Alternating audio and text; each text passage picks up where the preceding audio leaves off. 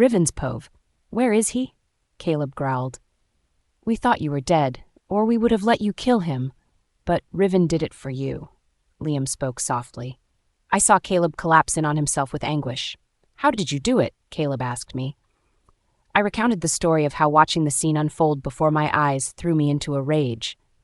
I walked out of the house and down the road away when I used magic to locate him, hoping Delicia would trace my magic to me because I hold her personally accountable for giving the order in the first place. I continued. My magic levitated him and brought him to me. I don't know how I did it, but I threw him up in the air so he would come down hard on his stomach for when he threw her down. I grabbed his head and slammed it into the blacktop for hers, as being slammed into the floor. Every brutal act I had to witness him do to her, I found a way to do to him. I cut through his flesh and watched as his back split open where the arms had been ripped from her body. Had Zayden not ripped his dock off, I was going to shove a branch up his ass literally.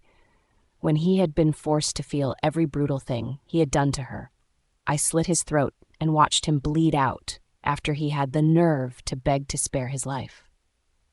Caleb sat quietly. It looked like he was trying to figure out if the vengeance I enacted was good enough. He shakily stood to his feet and pulled me into a hug, and then the tears came again. Thank you. I probably would have shoved the branch up his ass anyway, but I am happy she had you guys to give her the vengeance I couldn't. That's not even all of it. When I came back to the house, something just told me that you were alive.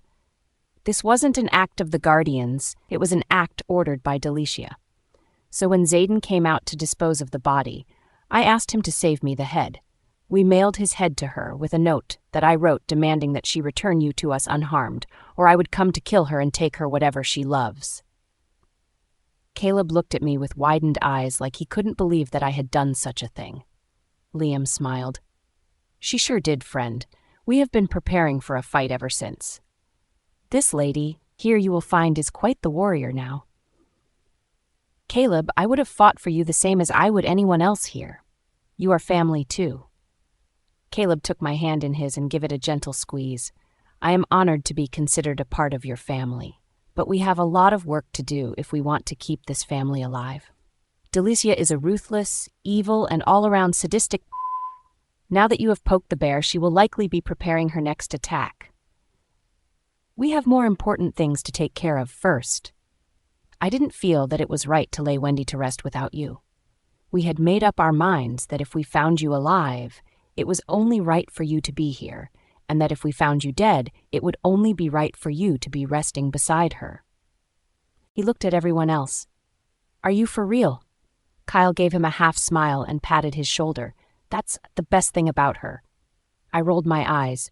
If we were in his situation, I would want someone to do the same for us. She was your mate. It was the right thing to do. Next day. Such fitting weather for a funeral, I thought to myself as I stared out the rain. With Wendy not being a normal human, we couldn't hold a traditional human funeral. So Caleb and Liam crafted a coffin for her with their own hands. It was beautiful, fit for a queen, and 1,000 times better than the ones you could order at a funeral home. Her resting place would be in the backyard in a beautiful spot lining the woods.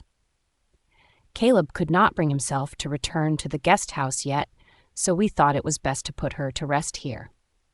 I and Mickey had tended to cleaning her up and dressing her, working diligently to remove any remnants of the monster that killed her. Zayden had taken me to the cottage yesterday to pick out something for her to be laid to rest in. It took me hours to find a perfect favorite yellow-colored dress because it was her favorite color. I had printed out 2 pictures of her from my phone to have blown up so they could sit beside her casket. One was of her and Caleb. They were looking at each other lovingly and smiling, and they seemed to be lost in each other's eyes.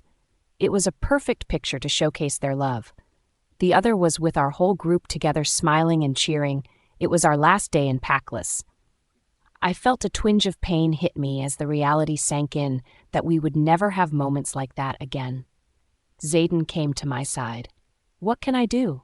I stepped into his body and put my head on his chest. Don't die on me.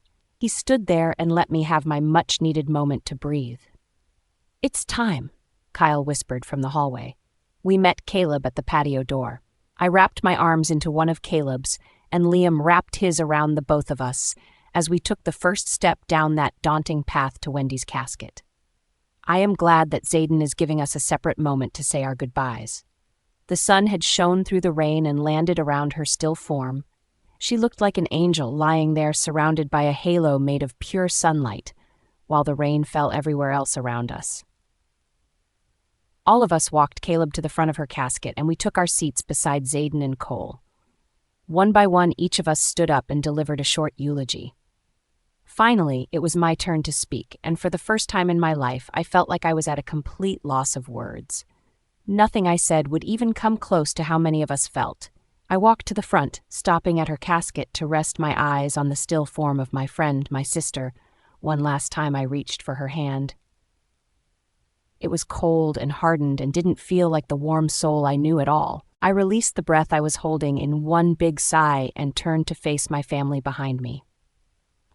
When I left the pack a year ago, I was nervous. Ending in the packless was a blessing for me because I found a friend like Wendy. She was the first female who helped me understand myself better. I found the real me because of her. It was through her that I found out that all the things in my life that I had done out of anger, including the fire, which was a result of my powers and not having learnt how to control my power. We had lived together ever since and never separated unit now. She showed me what's true friendship.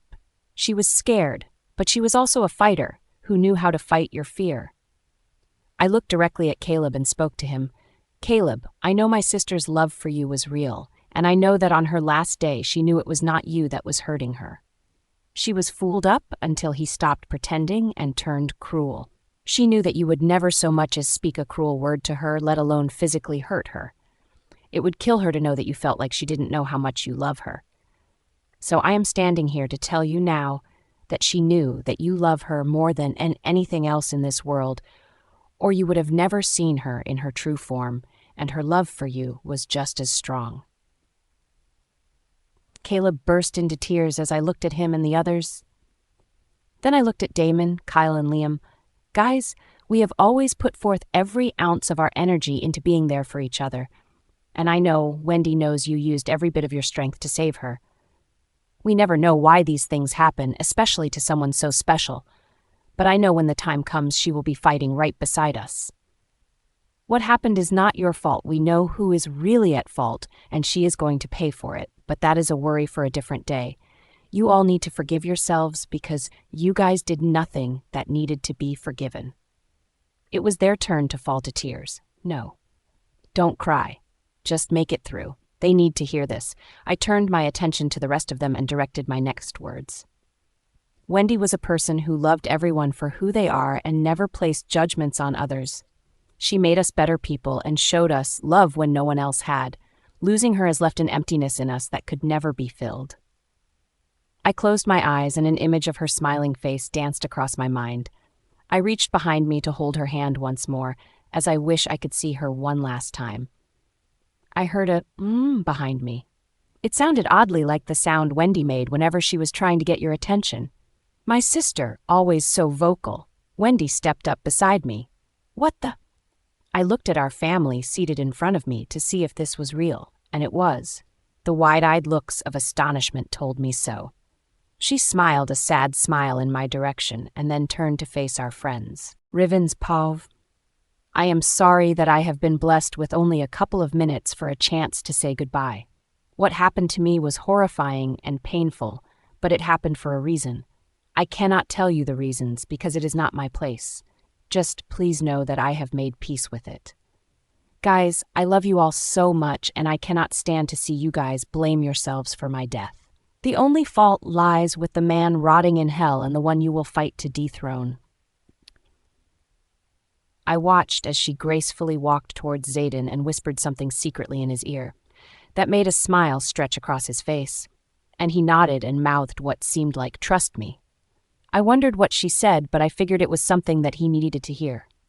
"My love," she called Caleb. "How could you ever think that in those last moments of my life that I would be foolish enough to believe it was you causing me so much pain? Our whole relationship you have shown me nothing but love and honesty. I may not be here physically anymore, but I am always with you in your heart. Let our family take care of you. They fought bravely to bring you home. Now you need to fight not for me, but for our family. Remember always that I loved you and only you." She kissed his cheek and then turned towards me. "Riven, my love is so scared of everything changing around you. You are afraid that this will turn you into something bad and evil. It won't. Listen and trust when I tell you to accept these changes. They were always meant to be yours. There is not an evil bone in your body.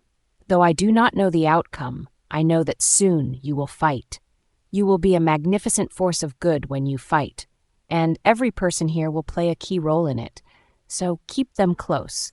Stop doubting that you are deserving of the love you receive from your friends, especially the love from your mate. His love will be your driving force, and you deserve that love."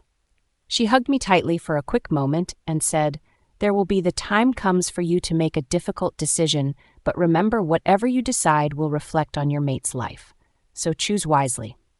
I love you." And just like that, she was gone. Our day from sad to bittersweet thanks to the blessing of being able to hear Wendy's voice again.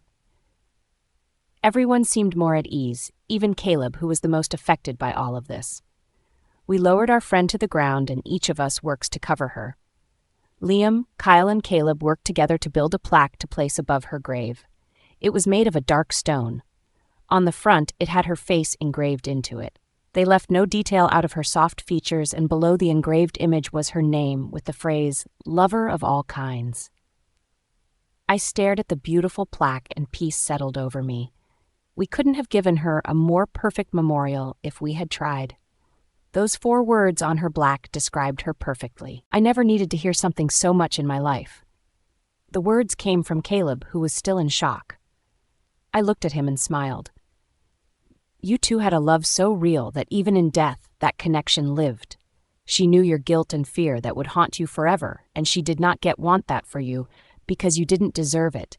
It wouldn't have changed your guilt hearing it from me or anyone else. It had to come from her." He said nothing. He just nodded. I reached for his hand because we both needed that comfort. But how did she know that I was afraid that my magic was turning me into something evil? We walked back into the house in silence, holding on to each other, as if it was the only thing keeping us from falling apart. Zayden had already ordered the kitchen staff to prepare a meal for us. Because we had all put forth everything, we had to give Wendy the memorial she had deserved. We had joined Lillian, Samara, and Eduardo in the dining room.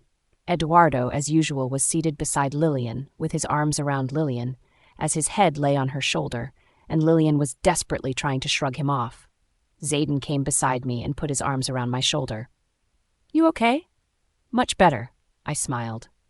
"I need to change my clothes first, then I will join you all," I said, gaining everyone's attention.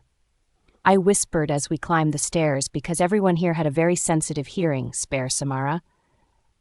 "This has been such a strange but oddly beautiful day." He opened the door to the bedroom for me before he spoke. But she gave each of us what we needed most, as seemed to be her way. I nodded and turned my body so I could wrap my arms around him. "You, Liam, Kyle, and Damon needed to hear it from her, that you guys were not at fault for what happened to her." Just hearing it from me wasn't enough. His arms gently tightened around me as he answered with, "I take everything you say to heart, but yes, we needed to hear it from her." I stood there in his arms as my mind replayed the events of the day, but I still don't understand the meaning behind her words. She said that I will have to decide, but I still don't understand what. He shrugged. "As with everything, I am sure it will come to light soon enough." That was the way things seemed to work for us. Something new would always just pop out of the blue when we least expect it. I gave Zayden a quick peck on the lips before I left the warmth of his arms and walked to the closet to find my replacement clothes. He headed for his dresser, so I assumed he must have wanted to put on something more comfortable. I slipped on a blue backless sundress. "What Wendy whispered to you? Or is that a secret?" I asked from in the closet. As I was walking out, I found him kneeling on the floor on one knee. She whispered to me, "The one ring of the 2 I had bought that she felt you would like the most." I did not comprehend what was happening until he said, "I thought it was in poor taste to ask you today, but she told me that I must. So, Riven Adams, will you be my wife?" I couldn't breathe for what feels like forever. I just stood there with my mouth open, staring at the beautiful platinum halo cut diamond ring pinched between the two fingers of his masculine hand. I gathered my composure as reality set in. I felt the burn of the tears forming again. Happy tears this time, as I walked over to the love of my life. I took his hands in mine and tugged so he would stand in front of me. "You know what I am thinking, so what do you think my answer is?" He shook his head and said, "I need to hear the words from your lips." "Yes." He didn't even wait until he slid the ring on my finger before he picked me up and spun me around and kissed me. He returned me to my feet and slid the ring on my finger. I mean, how could I say no? We are practically already married anyway. His face lit up. "Yes, but declaring it to each other is special." I could not argue with that. I didn't want to leave that room. I just wanted to be with him, but we had to. Caleb was better, but he still needed us, and probably would for a while. You don't lose a love like theirs and just bounce back. It takes a long time to mend, and we had decided to keep our news to ourselves for now, because today was about Wendy and celebrating her life. When we entered the dining room, everyone was standing and clapping. I looked at Zayden. He wasn't sure what was going on either. Caleb stood before us. "Congratulations, guys. Hold on to the love that two of you share and never let it go." I studied his face before I spoke. "How?" He cut me off. "Wendy told me before she left that she pushed Zayden into proposing today instead of later. She told me to allow myself to be happy for the two of you, because your love is just as special to her as ours. She truly was something else. She came here today on a mission to make today a happy one." Caleb had a genuine smile on his face when he spoke again. "She is with me. I can feel her, Riven, just like you said. Thank you for everything you have done and are doing. It means so much to me, more than just in this room." I embraced him, and he gently squeezed before he let his hands fall back to his sides so he could return to his seat. Liam seemed to be in better spirits. He ran over to me and swung me in one big circle before he sat me down. "I am happy for you two. Take care of my girl, Zadin." He nodded. Of course. Wendy had done it. She turned a day of sadness and mourning into a day of bittersweet celebration. It's never going to be the same without you. I silently sent to the heavens. I could swear I heard her soft voice. It said, "You are not without me." I sat next to Zadin at the table and rested my head on his shoulders. We were going to be okay. It would hurt for a while, but we were going to be okay. Riven's Pove. I wiped my face for the umpteenth time. My muscles are burning, and I have a new set of bruises on my body. That was my last round and the toughest one. I had to fight a vampire, a rogue elemental witch, an alpha, and Lillian. Caleb has been helping me a lot. He needed to work on his anger so that he could kill Delicia. If I get my hands on her, I will happily pass the opportunity to him. "You were amazing today," complimented the voice of Caleb. He was walking towards me. His eyes lit up from his smile. Liam ran up and grabbed me off of my feet and spun me around. Impressive, hell. That was awesome. I couldn't help but laugh and roll my eyes at his enthusiasm and colorful choice of description. In truth, I was extremely happy with how I had benefited from our weeks of rough hands-on training. My body was also more firmed, solid, and toned now. I didn't dress like a ninja or streetwalker, but I didn't mind showing a little more skin. And surprisingly, Zayden appreciated my choice of clothing. He couldn't keep his hands to himself. Whenever we fight solo, there was a lot of sexual tension around us.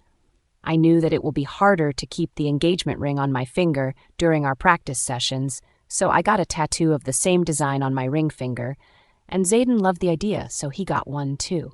But he tattooed mine and Ria's name on his chest. That day we made love in our wolf form for the first time. Henrar was ecstatic. He was full of energy, but Ria didn't back down too. She loved the attention she was getting from his mate. With Wendy's words of motivation, I was accepting my gifts, and with the help of Lillian and Samara, I was getting even better. I was positive that I could protect the family staring out at me with admiration should we ever be in a position where I needed to. Of course, we still trained harder each day because I was the one that Delicia was gunning for. I grow more and more amazed by you every day. You know, that right? I leaned back into the solid wall of his body and reveled in the feel of his arms around me. I could say the same to you. You didn't take it easy on me this time. He leaned down and whispered in my ear, I don't need to anymore. We returned our yard to its immaculate state before we decided to call it a day. Zayden had planned a night out for the two of us. A date. It had been few weeks since we had lost Wendy, and Delicia had remained silent ever since. We knew the peace wouldn't last long, so we wanted to take advantage of it while we could. Where are you guys going? Lorcan asked. I knew Zayden wouldn't tell him out loud because it was supposed to be a surprise for me. I felt it immediately when Zayden locked down that metaphorical door that linked our minds and whispered in Lorcan's ear. I watched them, hands on my hips while tapping my foot impatiently. Don't tap your little legs at me, miss. I need to learn the moves from your man here so I can woo my lady. She is becoming unpredictable day by day. We found about a week ago that Emma was expecting. I was happy for them. She lost her first child, and even when they don't say it, I consider myself responsible for this. You don't need help, Lorcan. You're natural.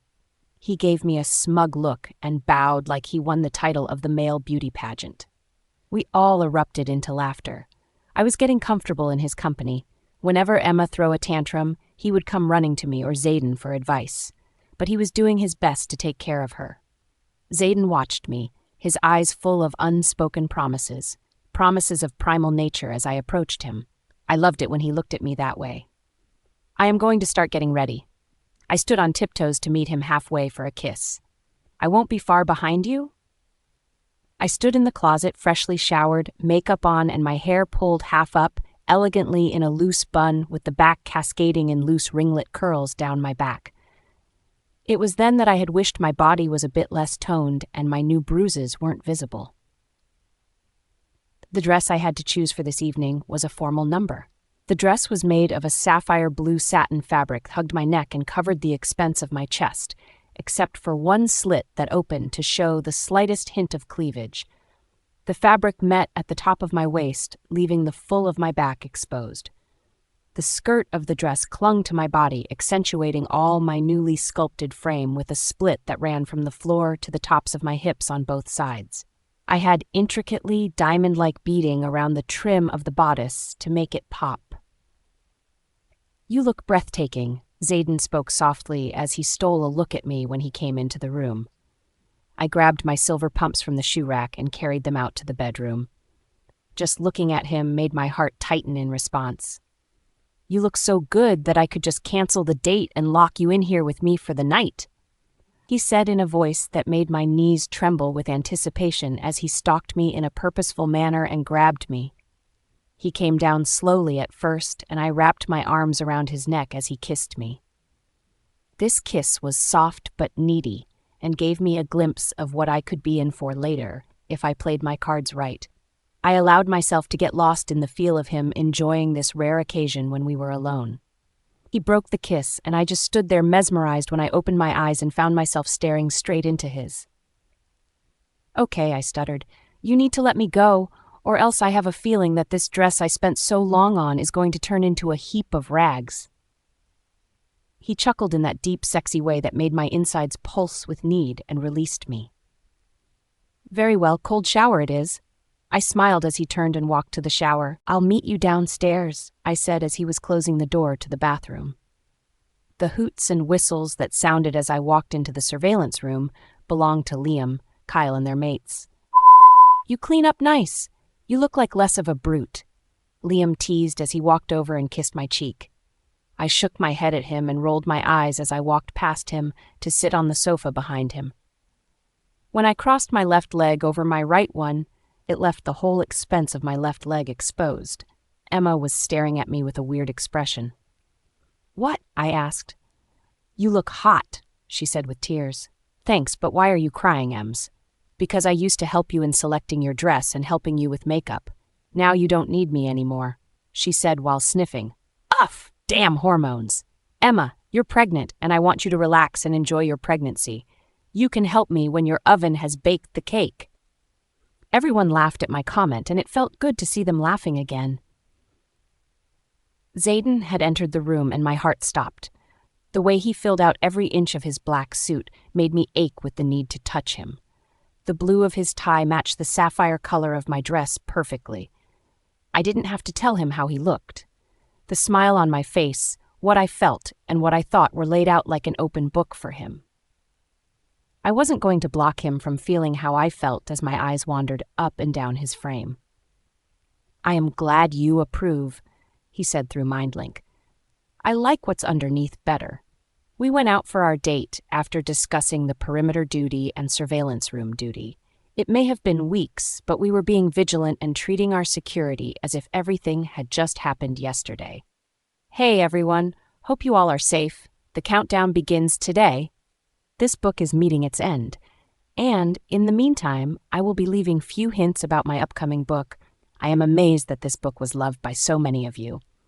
Thank you so much for all your loyal support. It is appreciated and won't be forgotten. Till then, bye." Zayden's Pove. I lifted my upper body so I could slide myself behind my tired mate so she was laying against my chest. My fingers traced lightly back and forth on her stomach as I said, "You are not as breakable as you were before. You don't know how many times you would look at me a certain way, and I would want to just throw you down and have you right there on the spot." She was silent as if she was thinking about something. "Oh, buddy, do I know the feeling. Something tells me our house guest who didn't appreciate the display, though," she teased. She knew I longed for the day where we could be just alone as much as she did, but neither of us was prepared to alienate our friends that way. We all needed each other in one way or another. She smiled at me and whispered, "Don't worry.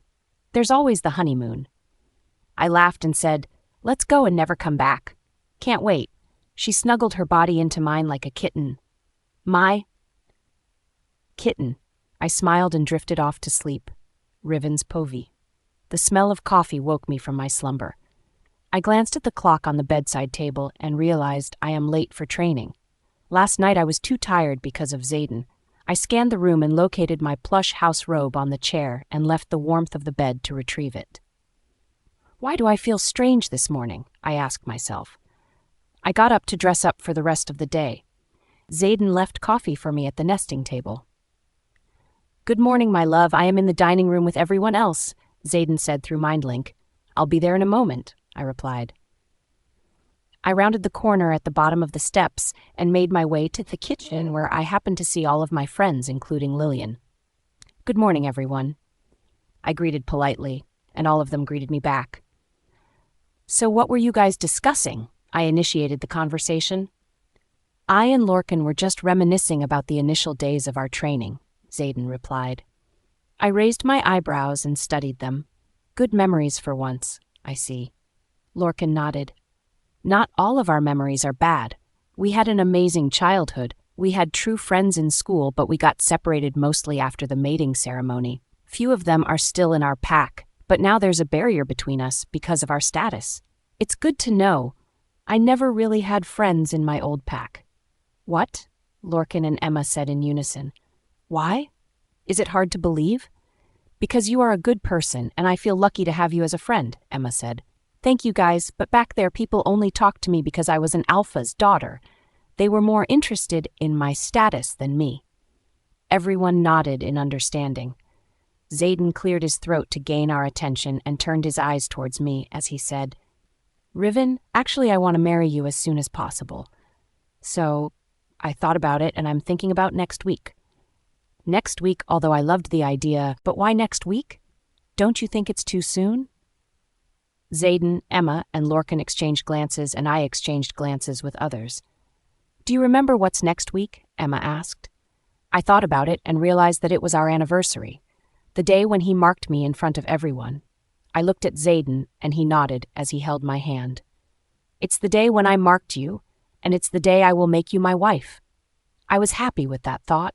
We all need a heavy dose of happiness in our lives, and this is the best way to do it. "Okay, I am in," I said, and Zayden released a breath. "I am going to invite some friends from other packs to join us and help us celebrate. Few of them will be arriving tomorrow night, and the rest will be arriving in 3 to 4 days." I wanted to point out that it might not be the best of times to have extended visitors, but I trusted Zayden to know who he could or could not trust. So, whom I will have the pleasure of tomorrow? I asked. My mom's old pack's Alpha Jameson and his family. I nodded. Are you going to tell him about me? I think we should. Lorcan interrupted. Why? There are going to be a lot of people from so many packs. We can't protect them all. They should know that they need to be careful. He's right. I know, Riven, you are more than capable, but it's your wedding. You'll be busy, and this will be a good time to inform everyone about Delicia's plans. It's just not our pack she wants to destroy. She wants to control all the supernatural beings, so everyone should be on high alert. Kyle reasoned. So it's settled then. All of you will prepare for the wedding, and Lorcan and I will have to arrange a meeting first with all of them. And Riven, I called your family too. I nodded. Phone calls are not enough, and I want to meet my parents. It doesn't matter that we are not blood-related, but they loved me as their own. My brother was always big support, so I'm glad they are coming. I want to be a part of those meetings too, I stated. Are you sure? Absolutely. All of this is happening because of me. Eventually, you are going to reveal about my powers. I don't want them to see me as a threat. They all need to know that I am here, on this side of the fight. Fair enough. So, it's settled then. Others will help in wedding preparations. And when the packs arrive, we are going to receive them. But Emma, you will be staying back. Why? That's because there are going to be unmated guards for the protection of the alphas, and pregnant women's scent is quite alluring to them. She nodded. I guess I could agree to his terms. I need to prepare for the arrival of our guests. I excused myself and started to make plans for the arrival of my and Zayden's guests, Riven's Pove. Zayden and I were almost ready when Lorcan had hollered up the steps to let us know that our guest had arrived. Okay, thank you, Lorcan. We are on the way down. I hollered back. I turned to Zayden. Do I look presentable enough for them? I felt the heat of his stare, and I knew he appreciated my selection. I was afraid that my denim skirt and green crop top would be too revealing for the alphas. But Zayden assured me that what I was wearing would be within the standards of our upcoming guest. I wasn't sure what he meant by that, but I was about to find out. My boots made the descent down the stairs a bit tricky at first. I was clumsy when I was young, but now I think my childhood just made a comeback with these boots. Zayden stabilized me as we walked arm in arm down the stairs just as Jameson and his mate knocked on the door, as the beta Lorcan opened the door to welcome them in. Alpha Jameson and Luna Imara, welcome to our pack, Lorcan greeted. The man who walked through the door was nothing like what I was expecting. I was expecting another Zayden or Lorcan, but instead, a man whose skin was a bit darker greeted Zayden in return. Jameson was just as muscular as Zayden, with a few scars that mangled his once perfect frame. The marks that adorned his arms and legs. His most dominant feature was his eyes, but if you are lucky if you see them after taking in the expanse of his body. His right eye was a shocking light blue, and his left was deep emerald green. Luna Imara was the opposite of Jameson. She stood beside Jameson, and he looked like a giant compared to her slight frame. She may have been little, but I knew better than to let that depict her strength. You could tell that underneath her pale white skin was a toned physique that screamed, "Mess with me and you die." She was beautiful and fierce, at the same time with her white blonde hair and deep amber-colored eyes. I had a feeling that her beauty had helped her win a few battles. She wore what appeared to be a brown leather bra and a matching brown leather miniskirt with a pair of thigh-high gladiator sandals. Thank you, Zayden. Nice to see you again. Sorry that we missed your Luna coronation, and that is exactly why I am here in advance, Jameson said. His strong French accent seemed out of place coming from the man standing in front of us. Thank you for having us. The voice was soft and childlike and was a complete contradiction to the bad-as appearance of Luna Imara. Zayden and Lorcan took turns shaking the hands of our guests before Zayden signaled me to join him. I would like to introduce you to my beautiful wife, Zayden offered. I held my hand out to Jameson first and watched as the eyes of both the guests widened when they took in the sight of my bruises. I knew he wanted to comment on my bruises, but chose to stay silent at the moment. Out of politeness, he accepted my hand, but Luna Imara didn't, and Zayden didn't like it. I had held his arm to calm him. I don't know why they are acting like this. These are just bruises. Nice to meet you, Luna Riven, Alpha Jameson said. He nodded his head and said, I must say, it's nice to see the smiles on my cousins' faces. Jameson answered while Imara stared at me as if I was a puzzle. Jameson, Imara, would you like to join us in the other room? It appears we have a lot to discuss. Zayden cut in, sensing my growing annoyance with Imara. Lorcan stepped forward and led the way to our surveillance room. After you, fair lady. Jameson held his arm out as if he were holding open a door for me. Thank you, I replied as we entered the surveillance room. Login showed Imara to one of the brown reclining chairs across from the sofa and gave me a wink. He purposely sat her as far away from me as possible, and I appreciated that. Jameson accepted the reclining chair to the left of Imara. Zayden and I sat on the matching sofa while Lorcan sat next to me in a lounge chair with his feet propped up on the matching ottoman. Something tells me that you want to discuss something other than your marriage. Jameson spoke first as his eyes reverted to me. Yes, I couldn't explain everything on just a call. There are things you should know. Zayden replied with what sounded like aggravation. What the hell is going on? I don't understand. They both are eyeing me as if I am a math problem. I couldn't take this beating around the bush, so I cut in. Excuse me. I don't mean to be rude, but it is very obvious that the two of you are curious about my bruises. I continued. What is going on? Why are you both eyeing me like this? Jameson stayed silent, but Imara spoke up. If you two are unhappy with each other, why are you continuing this relationship? Are you that desperate? She sneered. This woman had only been in our house for less than 5 minutes, and I was already ready to slap her into the next century. I am sorry. What do you mean by that? I asked politely. I tried to be polite. She snorted. Don't act innocent. It's clear that Zayden is abusing you, and honestly, it does not come to me as a surprise because of his reputation. I was shocked. They think my relationship with Zayden was toxic. Is this for real? I asked Zayden, who was equally shocked. I cleared my throat. I was not going to ruin his visit by putting this woman in her place. Sorry to disappoint you, but Zayden is the most loving mate a woman could ask for. And no, my relationship with him is not toxic. He would never hurt me. And the bruises you are from the excessive daily training. I watched the changes of expressions run across the faces of Jameson and Imara as they digested what I had just told them. It's good that you train the women of your pack daily. I think we should do that too, Jameson appreciated. Train for what exactly? It's not like she is going in a battle, Imara spat out. I didn't have to speak to my defense. Jameson spoke to her directly in a voice that threatened her resolve. Yar but a guest here. Ya will respect our hosts, and ya will apologize to her this instant. It reminded me of a father chastising his child. I apologize for my lack of manners. Please forgive me, she offered. I knew didn't mean it, but I couldn't be nasty back after Jameson demanded that she should be respectful. Thank you, Jameson and Imara. I hope that after you get to know me, we could become friends. I know it would mean a lot to Zayden and Lorcan as well. Jameson smiled and addressed my mate. Is she always so polite and docile? The laughter seemed like it would never stop, but Zayden finally composed himself. I am afraid, my friend, that my wife is nearly being on her best behavior. She is the furthest from domicile and is only polite when she feels it is necessary. I took that as my cue to be myself.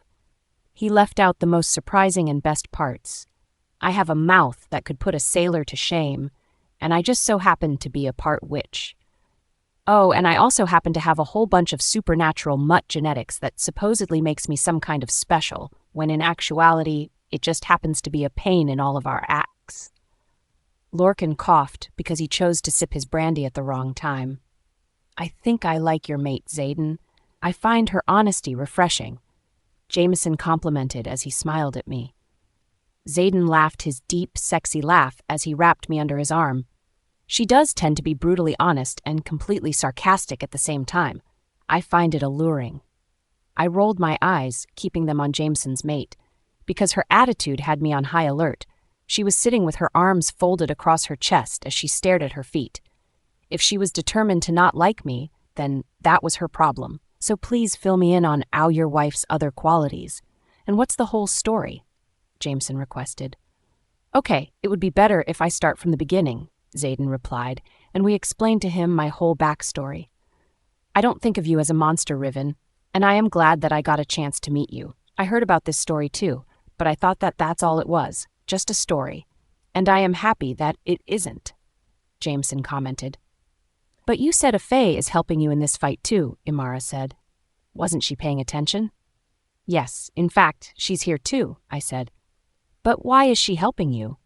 Faes are far too strong, the witches, and if she can read minds, that means she is capable of so much more. Why she didn't kill the master herself? My mate is right. Even with half of her soul, she can easily kill the Coven master. Why is she here? My father once met a Fae who was lost among the realms, and he used to tell me stories that the Faes are extremely powerful.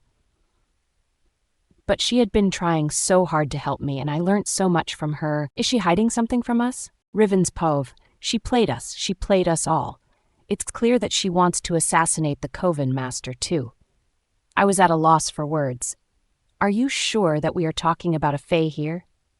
100%. I tried to comprehend what they were saying. As far as I am concerned, I know for a fact that their job is to maintain peace between the realms. The master of the Coven is nothing in front of her, but I think she's helping you guys because she has some ulterior motive. I needed a moment. I had spent so much time to get to know her, thinking that she was telling me the truth, but she was hiding the real truth the whole time. And you said, she can read minds, then she is capable of doing so much more damage, Imara warned. I didn't know what I was expecting, but that wasn't it. Thank you, Jameson, for informing us. Xaden thanked him because I was too shocked to function. My blood was fuming. I wanted to kill her, but not yet. Guys, keep your thoughts to yourself, and we are not going to confront her yet. And we need to keep the truth to ourselves. But Reeve, she's quite powerful. We can't kill her. We can't fight her. Maybe she was here so that she can judge my abilities. My guess says that she is here together with information, and to get close, she would have to help to not draw attention to herself. They nodded. From now on, I am not training with her, but we also need to act normal in front of her. She was somehow using us or whatever she was doing, but now it's our turn, Lorcan said. What do you mean? We can use her to kill Coven Master, then we will corner her to speak the truth. She cannot hurt you, Riven, and it's clear that she's quite afraid of you. You can't kill her, but you threaten her. You are much more capable than her, Lorcan answered.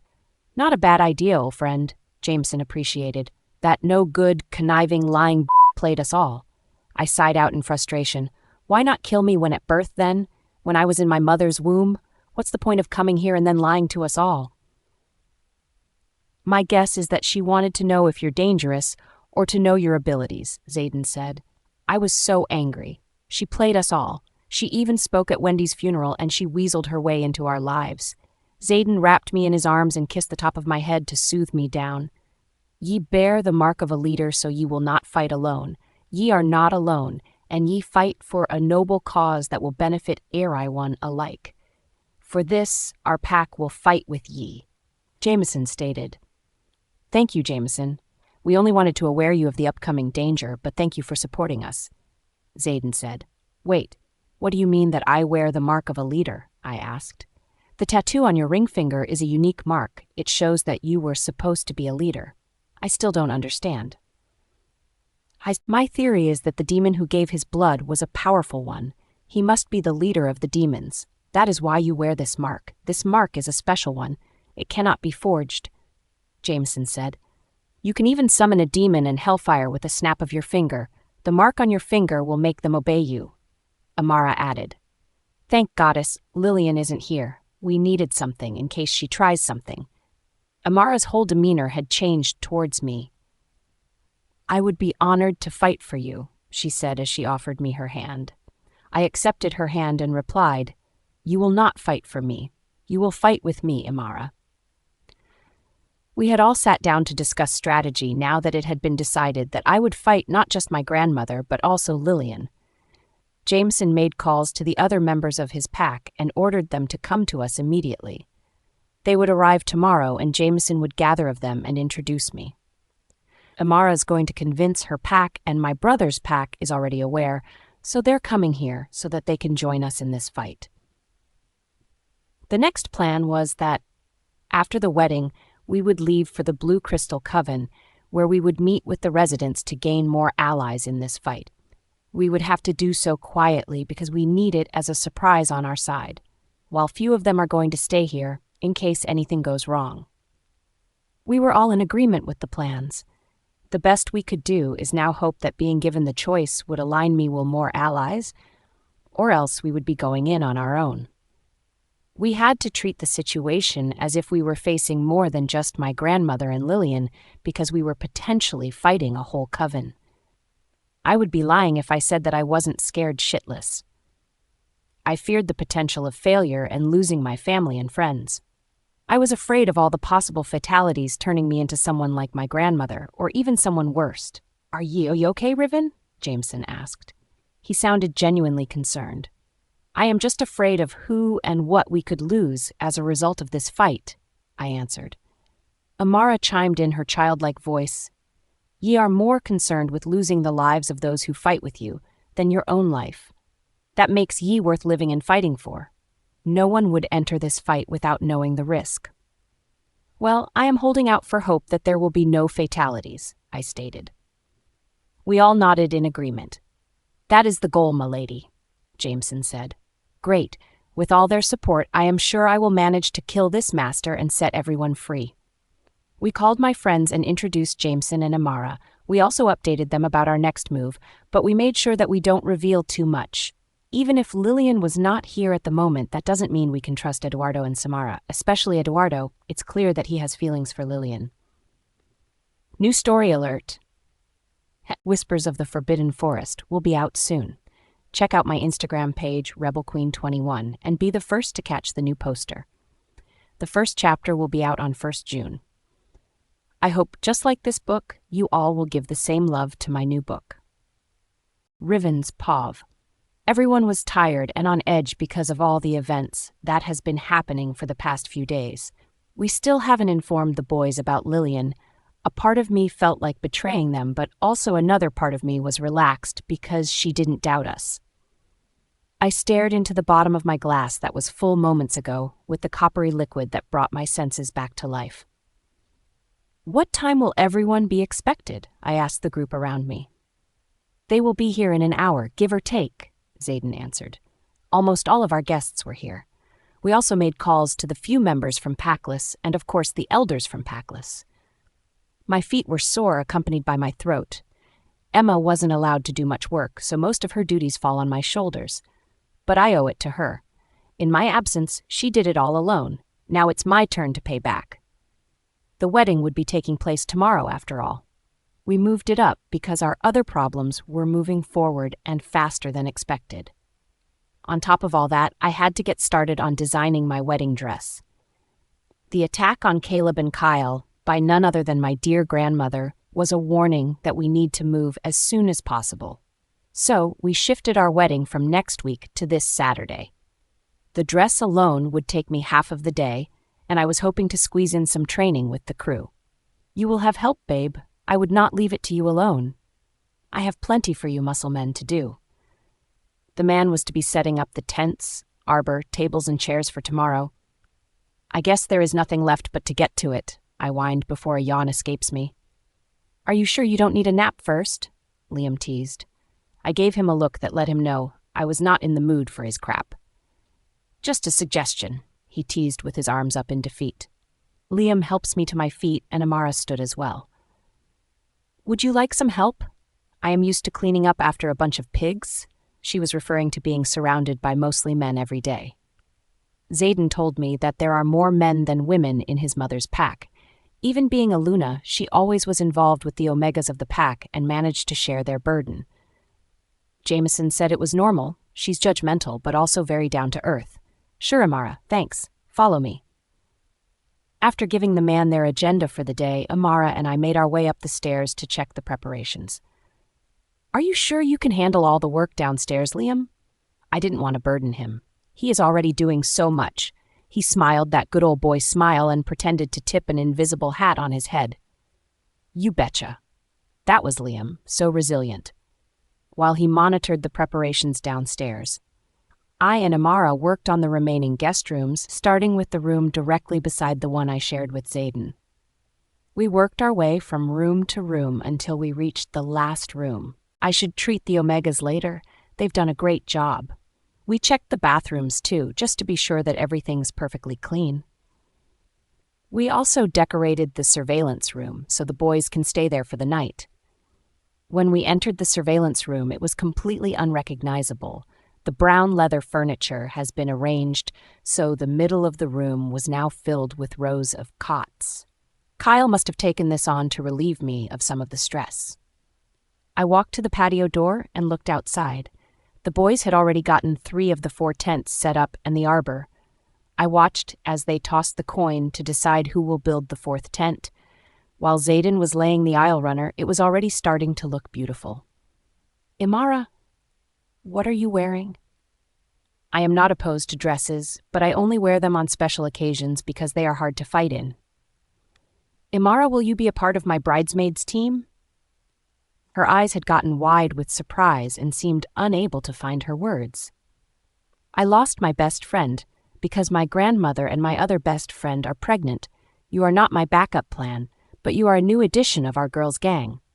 No one has ever asked me to be their bridesmaid before. I would be honored, thank you. No, thank you, Imara.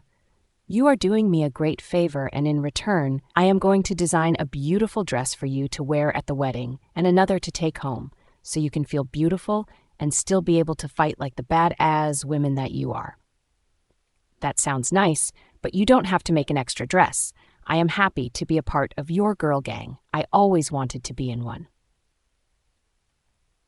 Once I had finished with Amara's dress and showed her, when she was satisfied with the result, I released her to join the men in the yard. It was time to work on my own gown.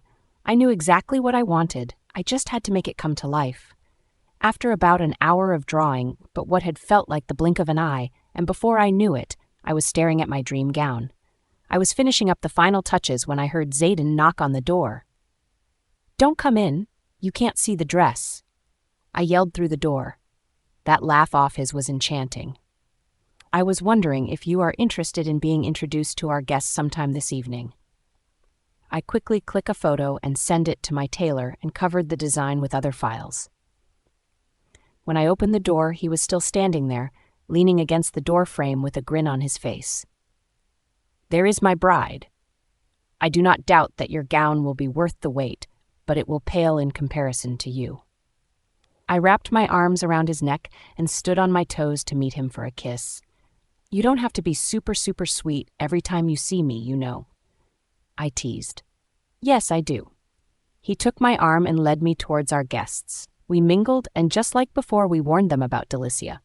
It was the same drill. They needed to be sure that I wasn't a threat to them, so I showed them my powers and that I was in complete control of them.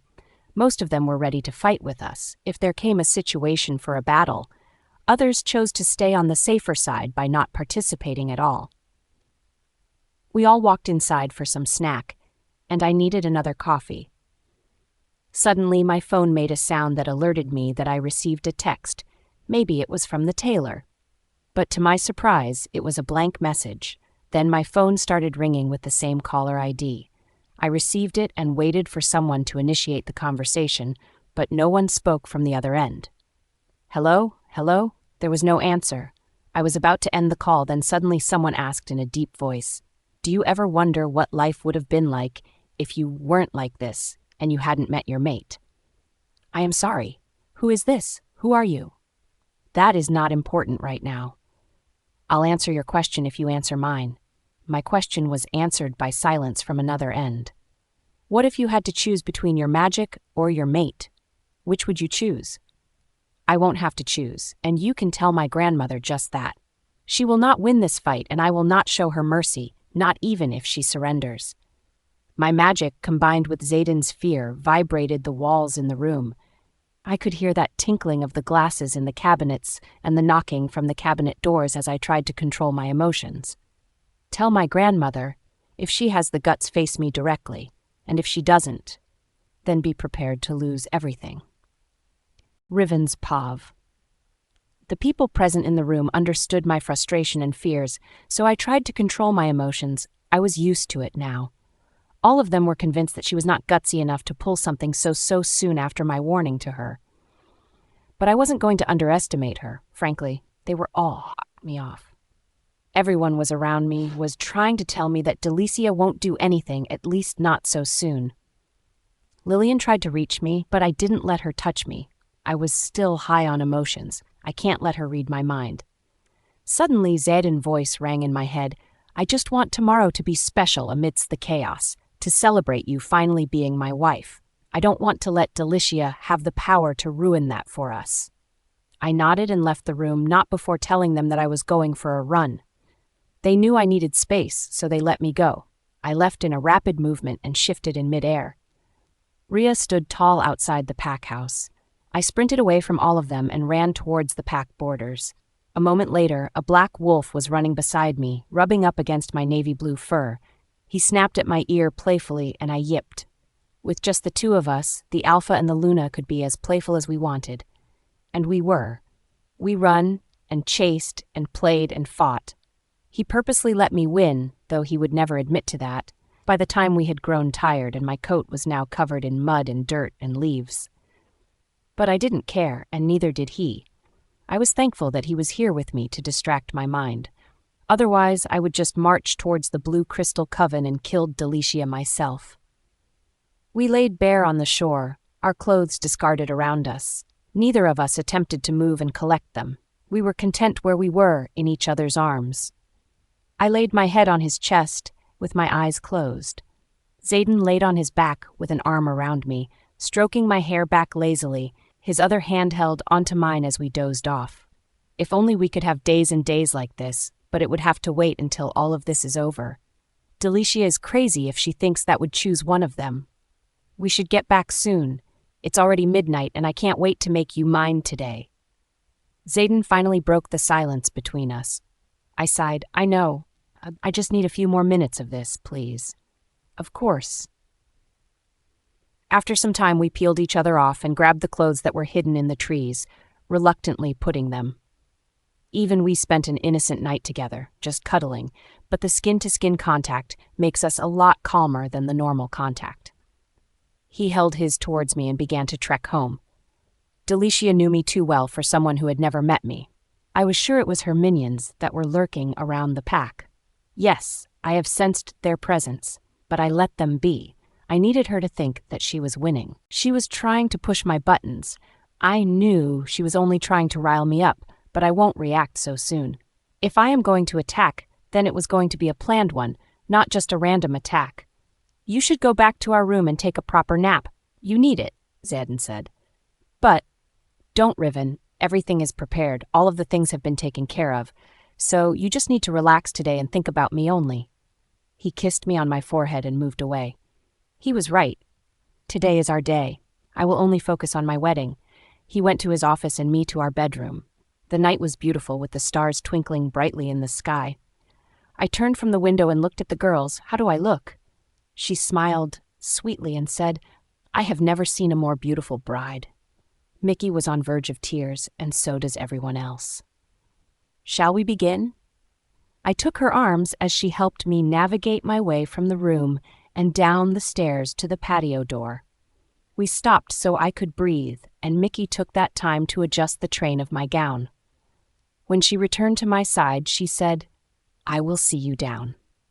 The music started, and Mickey slowly made her way toward the crowd of people down the hill at the altar, accompanied by her mate, who had been standing just outside of the door. I was nervous when it was my turn, but I knew Zayden was waiting for me. I stepped to the other side of the door and met Caleb, who was waiting for me with his arms stretched in an invitation to walk me to the altar. Yes, I chose him to walk me to the altar, because these were the people who helped me discover the real me. You look gorgeous, he smiled as I wrapped my arms into his. The walk to the tents was a long one, or maybe I was just impatient. I needed to see him. I stepped onto the aisle runner and began the final steps to the altar. The air around me changed, causing my blood to run cold. I looked at Caleb and watched as he turned into someone else. I guess my protection cast didn't work after all. I tried to yank my arms free of his, but he tightened his on mine just in time and pulled my back against him, forcing me to look forward at Xaden.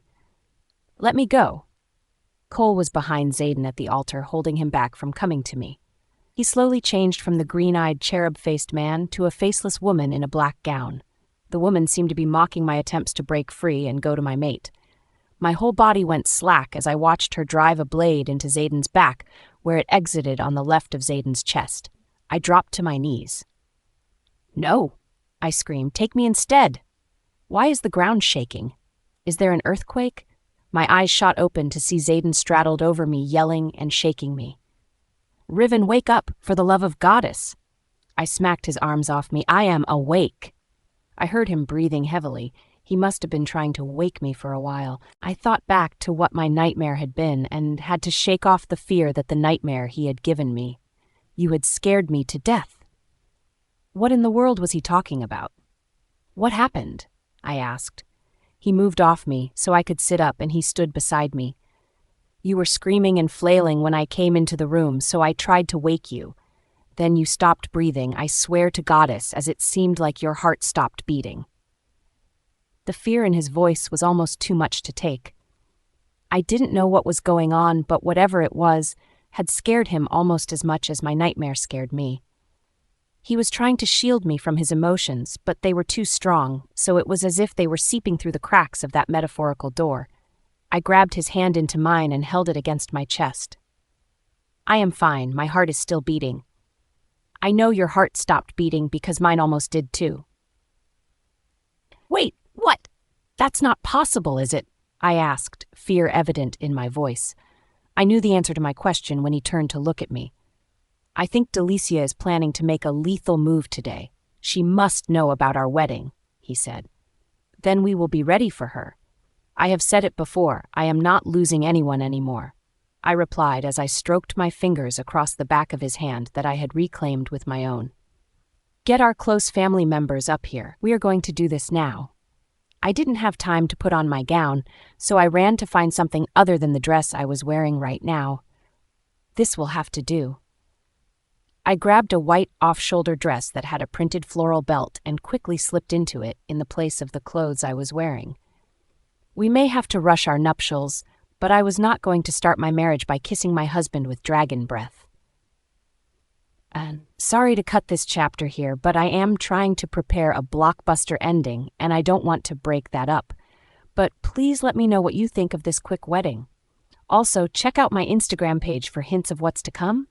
Thank you and happy reading. Riven's Pov. I heard the door to the bedroom open, and I rushed through my task so I could greet our friends. We had to explain to them what had happened and why we called them to us. "Holy Mother of Christ," Liam said. I shook my head and corrected, more like evil devil from hell. He seemed to appreciate my choice is of analogy more. "Kyle, you were slotted to be our minister, so we would like to be married now. The ceremony later will be for Delicia, for a show." My words were lost in the air. Xaden and I had to explain our plans for the day, but no one else could know except for those of us in this room. Kyle stood in front of Xaden and me, while others stood to my side, and Lorcan and Jameson stood at Xaden's side. Kyle's voice was steady and quiet. "Do you, Xaden King, take Riven Adams to be your wife? To be her constant friend, her life partner, and her true love? To love her without reservation? To honor and respect her? To protect her from harm? To comfort her in times of distress, and to grow with her in mind and spirit?" There was a glint of light in Xaden's eyes as he smiled down at me before he said, "I do." Kyle looked at me. "Do you, Riven Adams, take Xaden King to be your husband? To be his constant friend, his partner in life, and his true love? To love him without reservation? To honor and respect him? To protect him from harm? To comfort him in times of distress? And to grow with him in mind and spirit?" I felt the familiar staying in my eyes as a solitary tear made its way down my cheek. "I do." Kyle bound our right hands together with a white ribbon and said, "Now you are bound one to the other with a tie that is not easy to break. Take the time of binding before the final vows are made to learn what you need to know. to grow in wisdom and love so that your marriage will be strong and that your love will last." After a moment that felt like an eternity, Mickey stepped forward to release our arms from the ribbon. My groom took my left hand in his right and vowed, "You are the blood of my blood and bone of my bone. I give you my body that we two might be one.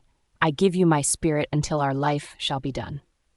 He slipped the delicate gold band on my left hand where it rested above the red barbed wire tattoo mark and continued, "I take you my heart at the rising of the moon and the setting of the stars, to love and to honor through all that may come through all our lives together.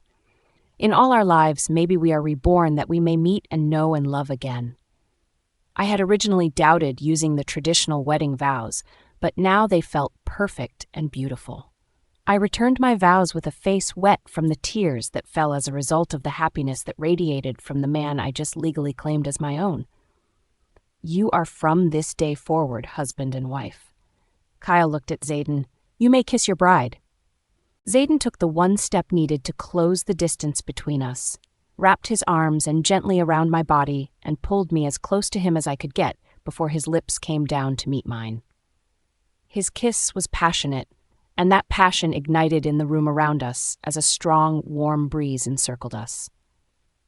The windows were sealed shut. It wasn't that type of breeze. It was the magical breeze that I felt when I tried to ignite the sparks when I first discovered my powers. It felt our union was blessed by the heavens. I smiled up and looked into Zayden's eyes when he broke the kiss. He returned my smile and rested his forehead on mine. His voice echoed in my head, and he recited the promise that I was waiting to hear: "I am yours and you are mine forever." As far as our other guest knew, Zayden and I were still unmarried. Jameson was convinced that we had a traitor in our midst, and he had his eyes set on one woman. Madeline is a far Derrig. I gave her shelter in my pack a long time ago. Now she works as a psychiatrist in my pack. Whether she did this on someone's instruction or not, I am still not quite sure, but I am certain she was behind it. There were so many people here that I didn't recall having met Madeline personally. I was confused. In all the books I had studied, they described a Farderig as a person that resembled a leprechaun, but always wore a red coat and matching top hat. Silly. I know, but all legends have some variation of truth to them. Some say they steal children, while some say they simply create nightmares specific to a person's fears. Given the details of my nightmare, I was leaning more towards the last. The legends I have read on the Farderig are confusing. What exactly is it? Jameson looked at me this time. It was a look that made me uncomfortable. "What's the matter?" Amara cleared her throat and began to answer for him. The Farderig is a fear eater. They create nightmares in the minds of their targets, so they can feed off of the fear they caused. But furthermore, they have an appetite for the flesh of women unborn baby. "Wow, and she's working in a hospital. Just perfect," I said out loud. The room was silent now, all eyes on me. Zayden showed a face full of mixed emotions, happiness, fear, and confusion. "What the hell, guys? Why are you staring at me like that?" I asked impatiently. Liam stood and excused himself. "Where are you going?" I asked him before he reached the door. He came back to hug my shoulders and whispered, "I have a feeling that this is something only you and your husband need to be present for." Mildly irritated at the secrecy, I turned to face Jameson and Amara. "Spit it out. It doesn't belong to you." I heard Liam erupt into laughter as he closed the door. It is most common for the Farderig to cast on pregnant women so they can feed both appetites at once. They are drawn to women with the child for that reason," Jameson answered. I wasn't understanding him. Amara must have read through the blank look on my face because she leaned over close to my dear and spoke softly. "He is trying to tell you that there is a great chance that you may be pregnant. That's why we are unsure of whether Master sends Madeline on her behalf or if she is just drawn to you because you are with child." I needed to sit down. There was no way that I could be pregnant. Could I? I am happy that I am pregnant, but am I ready? Are we ready to be parents? We still haven't sorted out things between us. Zadin took me in his arms and said, "Don't worry, I won't let anything happen to our pup. We are going to win against Delicia and Lillian." You have nothing to be afraid of, Riven. That tattoo on your ring finger is far more powerful than you think. It will not only protect you, but your child too. That did make me feel a little better. No offense, but haven't you guys ever heard of Let me tell you. What it then? It's a contraceptive that not only prevents... Ow!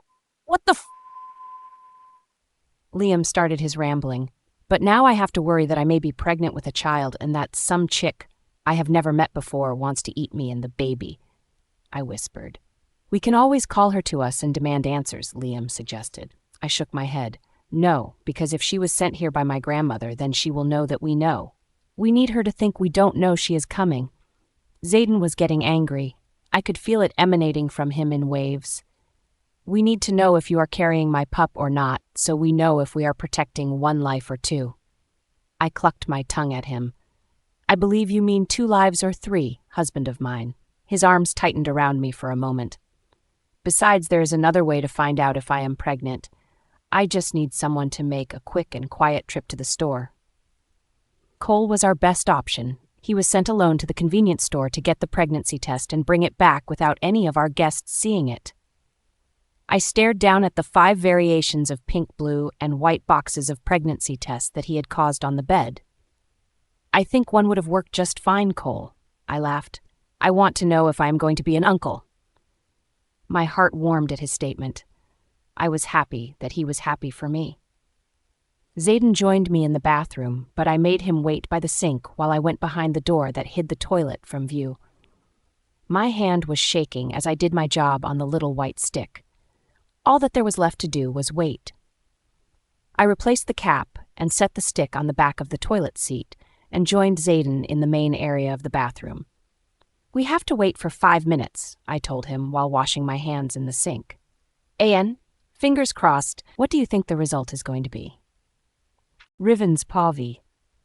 What are we going to do, Zayden? He pulled me towards him and I sunk into his arms and melted myself to his frame. We will do whatever it is that we have to do. Whatever it is that you want to do, he whispered. Was that a hint of fear in his voice again? Goddess, did you think I was going to consider an abortion? I asked him in horror. He eyed me insecurely at first, then slightly gave me a nod of his head. How could I be so selfish? I consider myself blessed to possibly be carrying your child. I am just afraid about fighting while I am pregnant, and the fact that if I am then, there has already been an attempt on his or her life now too. Raising a baby with you would be a gift, not a burden. He hugged me tighter, and he was smiling again. If we are having a pup, we will fight like hell to protect each other and our pup. Nothing will change on that front. We just have one more reason to fight and win. I nodded and walked back into the toilet room to grab the pregnancy test, and being careful to hold my hand over the window so I couldn't see the result, Zayden and I was going to read the answer together. Are you ready? I asked him. The fast pace of his nod made me giggle. Okay, 1, 2, 3. It was a clear result. We had one straight pink line in one window and a pink plus sign in the second window. It's positive. I couldn't believe it. A baby. Me, I was having a baby. No. I was having a baby with Zayden. We are having a baby, I said again, because it didn't seem to register the first time. The kiss that Zayden had just gifted my senses with made me laugh out loud. He was happy. Amidst the chaos and the dangers, he was genuinely happy to be having a baby with me. This goes down in history as the best day of my life. I gained a wife and a child in one day.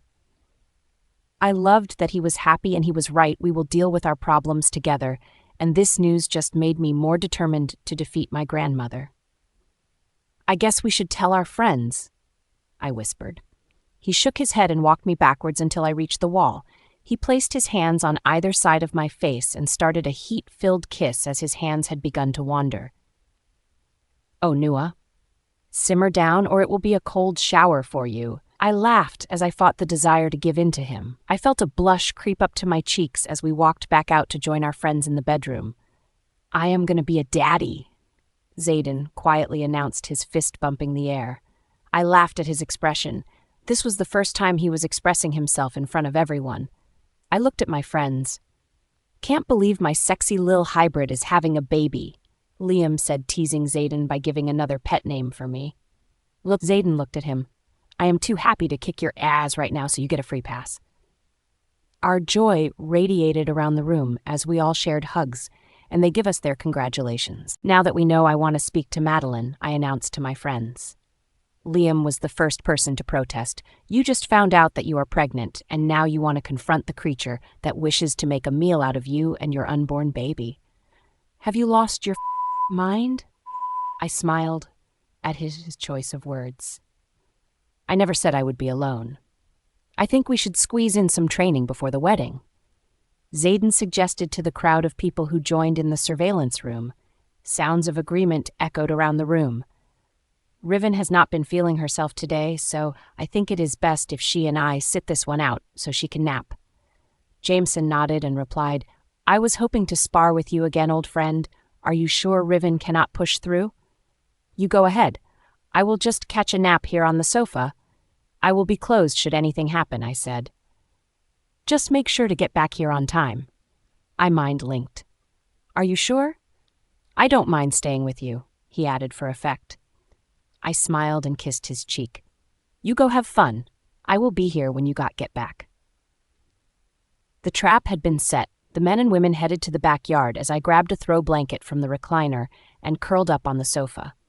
I felt completely vulnerable because the only way I could protect my stomach was to lay with my back exposed to the room. This better work.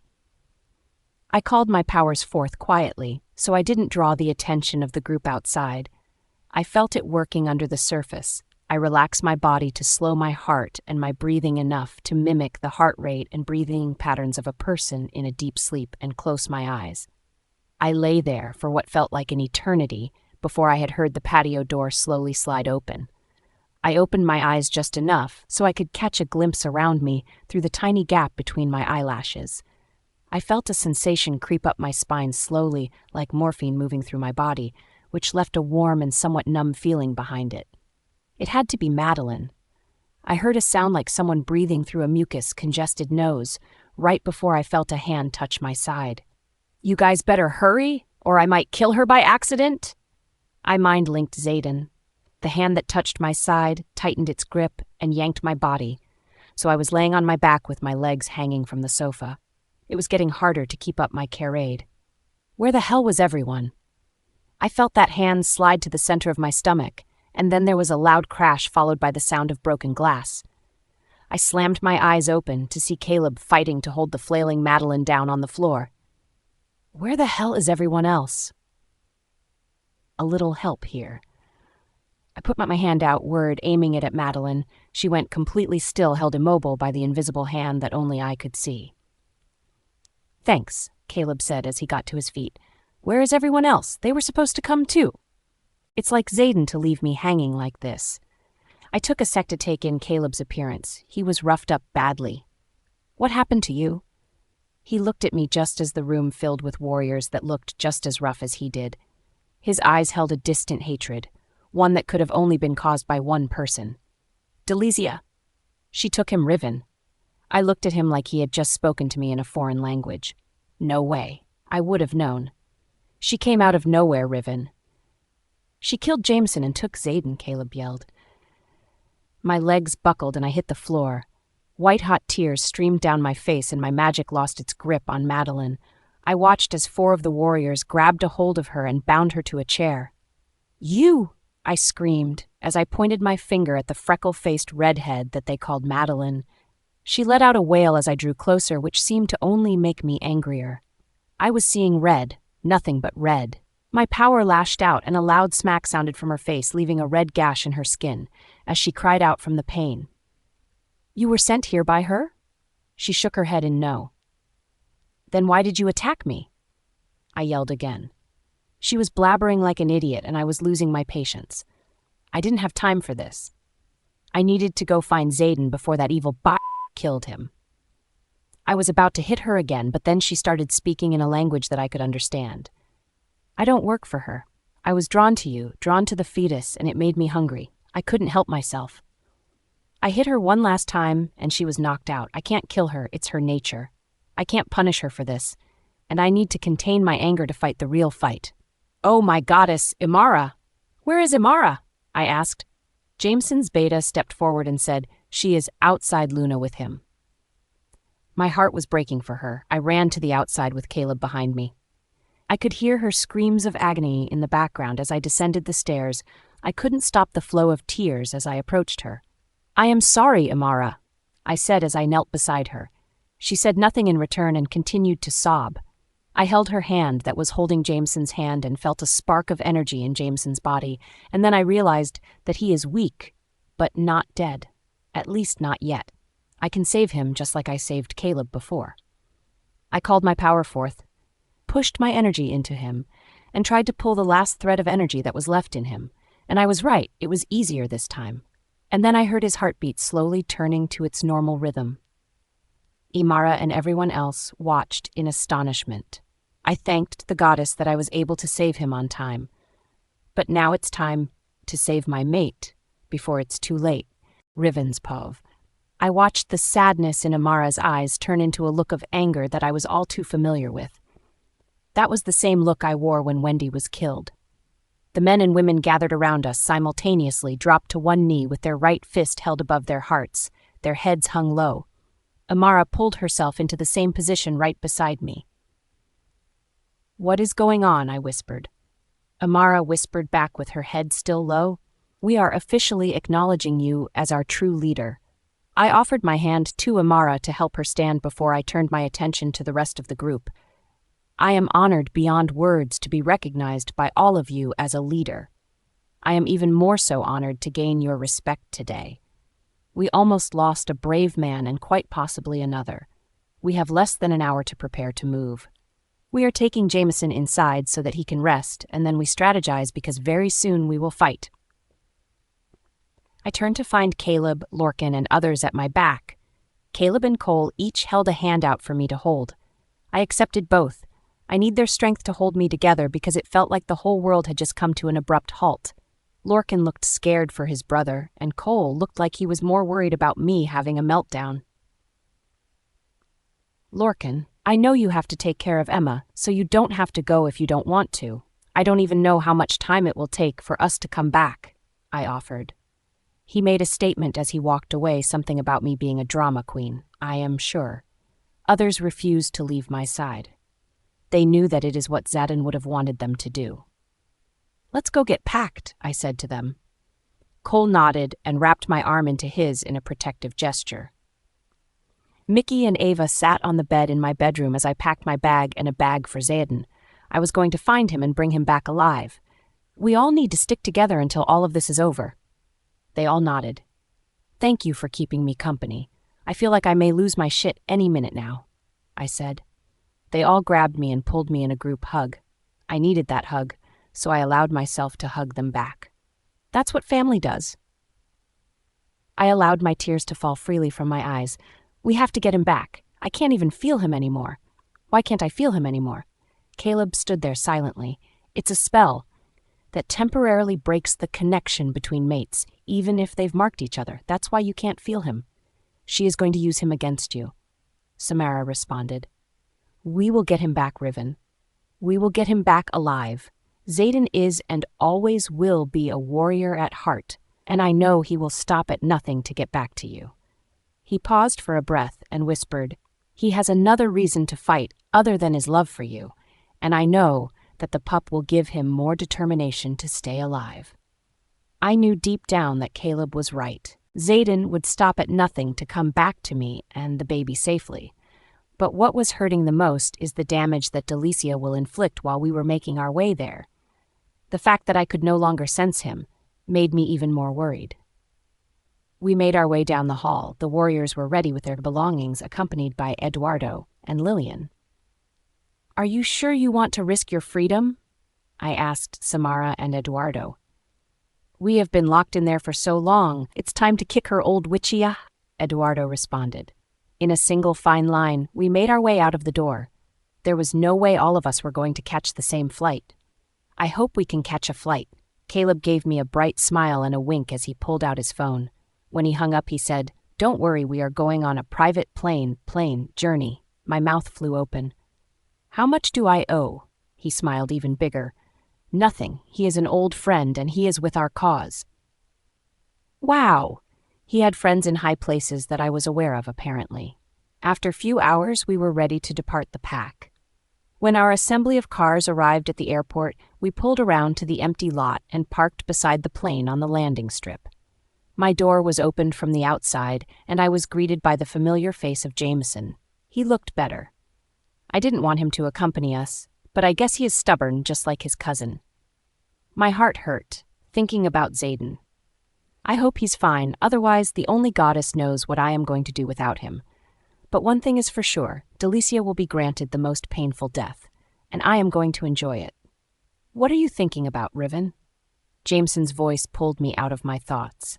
I accepted the hand he held out for me. Thank you, Jameson. Hope you're feeling better now.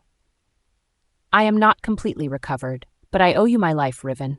Thank you, Riven. You have no idea what you have done. Not for me, but my mate. I do understand your pain, Jameson, because I am going through the same right now. He sadly nodded and retrieved my bags from the trunk and stowed them under the plane. Axel, here is a dear friend of mine. He is a warlock. He used to be a part of Blue Crystal Coven, but moved out after he found his mate, explained Caleb. I examined him from a distance. He's on our side, you said? Caleb nodded his head and signaled for me to enter the plane. He tried to speak out against Delicia and her laws, but that witch destroyed him and took away his ability to speak. He found his mate when he was in the worst condition. His mate helped him, but unfortunately he can't speak. Caleb explained. I felt a pang of sympathy for him, even though he seems to be doing well for himself. When I didn't know about her, my life was like she never existed. But now when I do know, it's like she has done so much damage already to so many of them. I wonder how the life of the witches would be like in her coven. Are they willingly following her? I can't wait to get my hands on her. We grabbed the first set of seats in the front. The cabin was set up like a personalized private bar. The chairs were thick and comfortable and sat on either side of the round tables in pairs throughout the length of the cabin. We were greeted by a middle-aged woman whom I assume was our stewardess. Caleb ordered a brandy, and then the nice lady made her way through our crowd of passengers.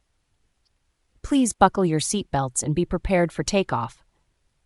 Zayden, if you can hear me, I am on my way. I am coming to get you. Please hold on for me and our pup. I send the message out from my mind and into the air. The only thing I could hope for was that he could hear me even though I can't sense him anymore. That was the only thing I had left to cling to. AN, does this chapter remind you of the song, I Am On My Way? Rivenspov. The flight to Blue Crystal Coven would take close to 6.5 hours, so I settled into my seat and ordered a voter. I had almost ordered a brandy, but alcohol was official of off the menu for the next 9 or so months when the stewardess returned with my drink.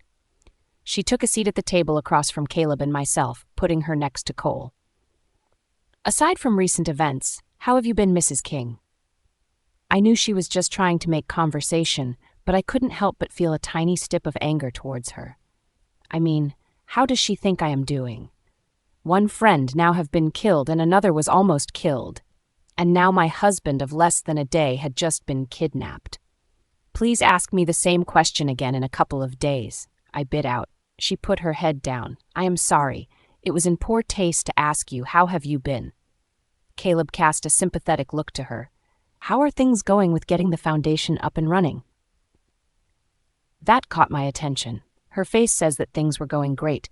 We have had non-stop calls from people who want to donate to the cause and people that want to help once the group homes are in place. So, what this foundation is about? I asked, curiously. We just started a new foundation to help children who lost their parents during rogue attacks or wars between packs. Wow, I stammered. She smiled and said, It was my mate's idea, so I think he deserves all the praise, her eyes shining with pride and adoration.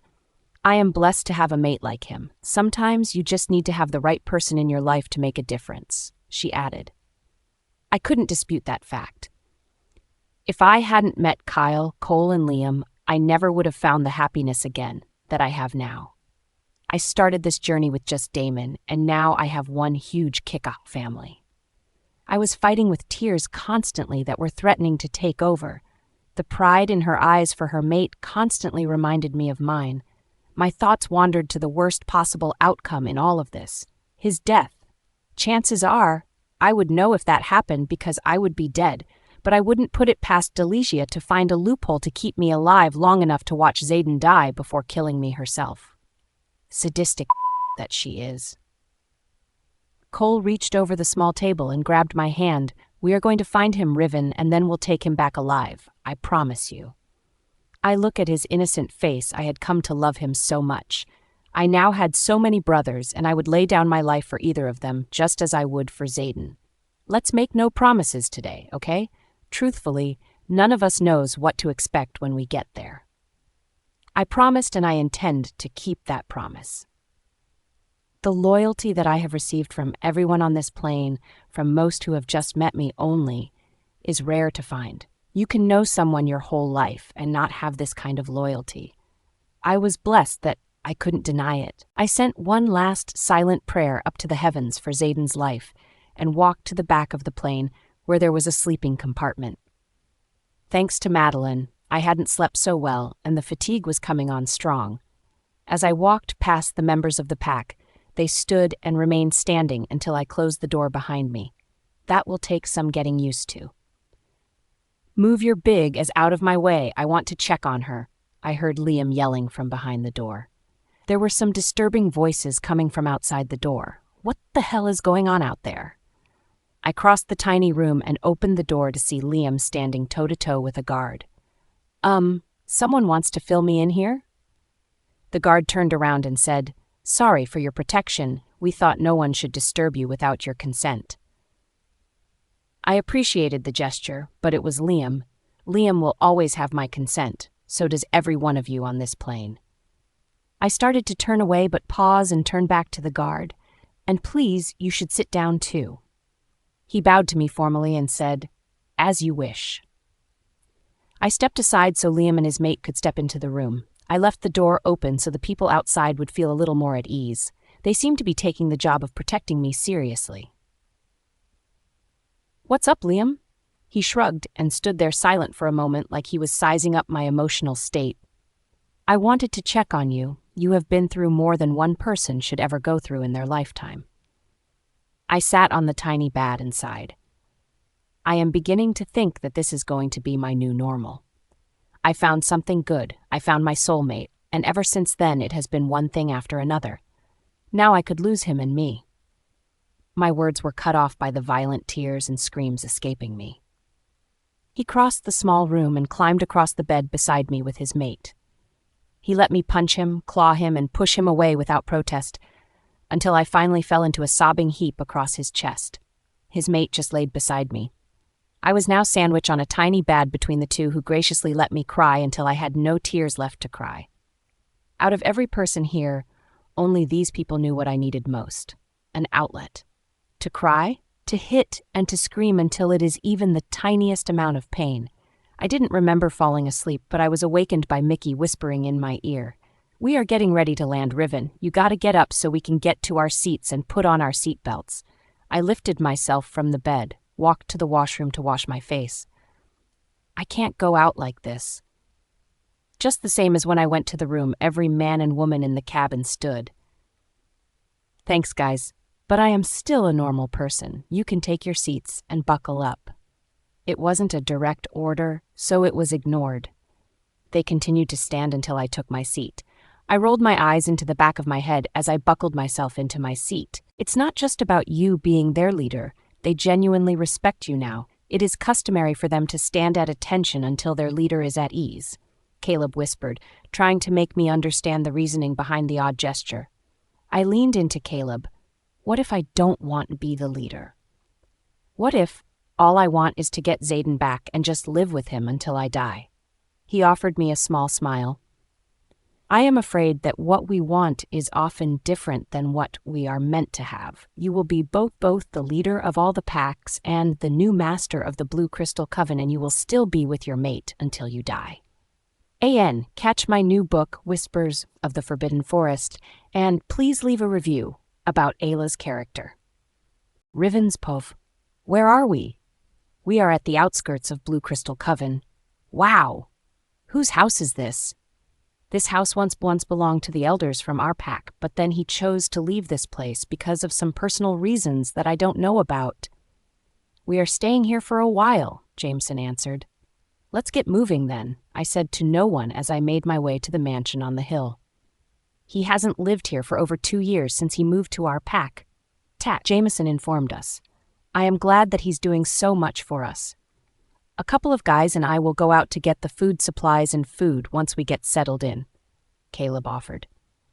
I shook my head and placed my hand on his arm to stop him. You can't go, Caleb. You will be recognized by anyone Delicia may have on her payroll. You can stay with me, and we will send a group of volunteers to get the supplies. Good thinking. Let me show you around your new home, Jameson offered as he unlocks the front door and handed me the brass key. As soon as you work in the house, you enter a massive room of gray limestone. Each wall was decorated with portraits of previous members of the packs and the leaders. I made a note to myself that when everything was over and if I survived, I would make sure a portrait was done in remembrance of those people who lost their lives during this journey. And it will hang in our pack house. They deserved to be recognized.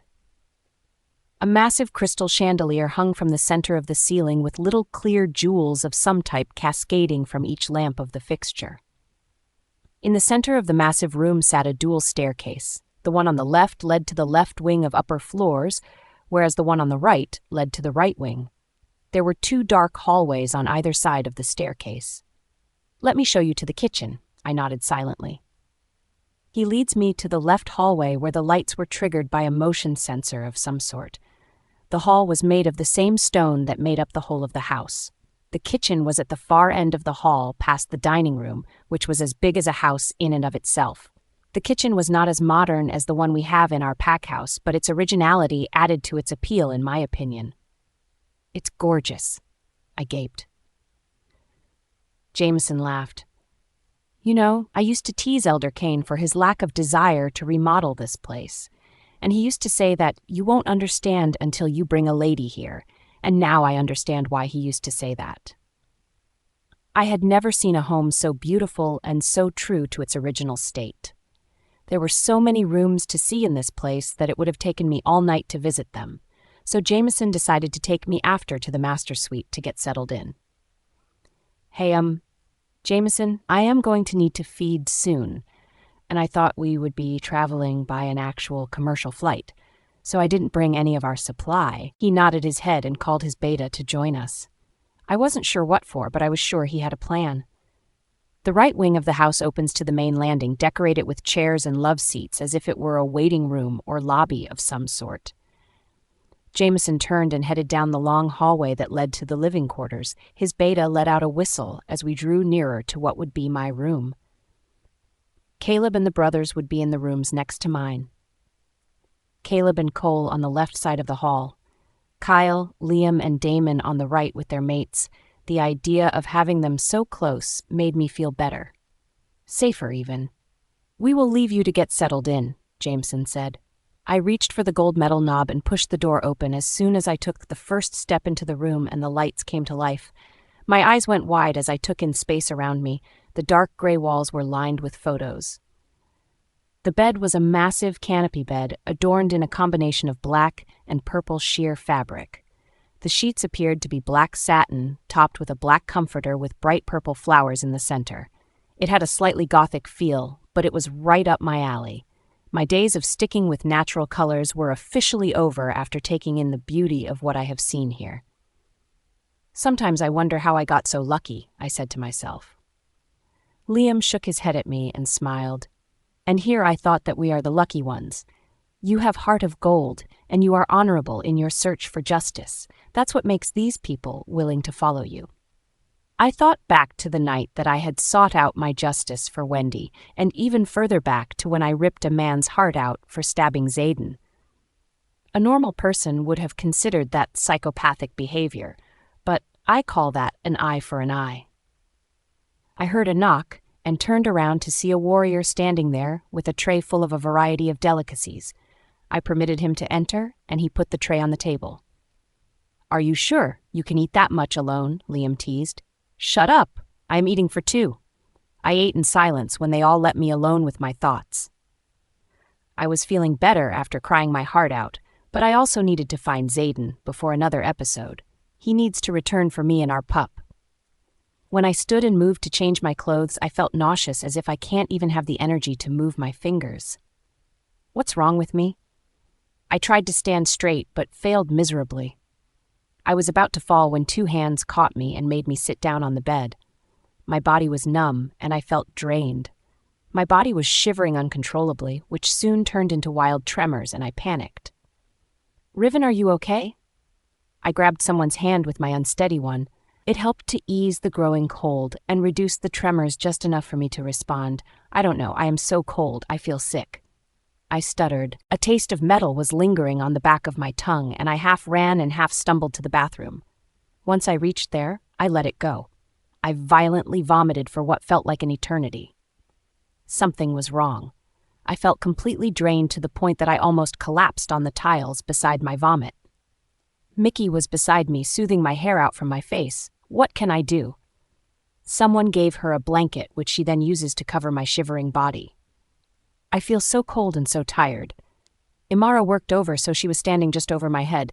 "Can you call your powers even? It might help," she asked.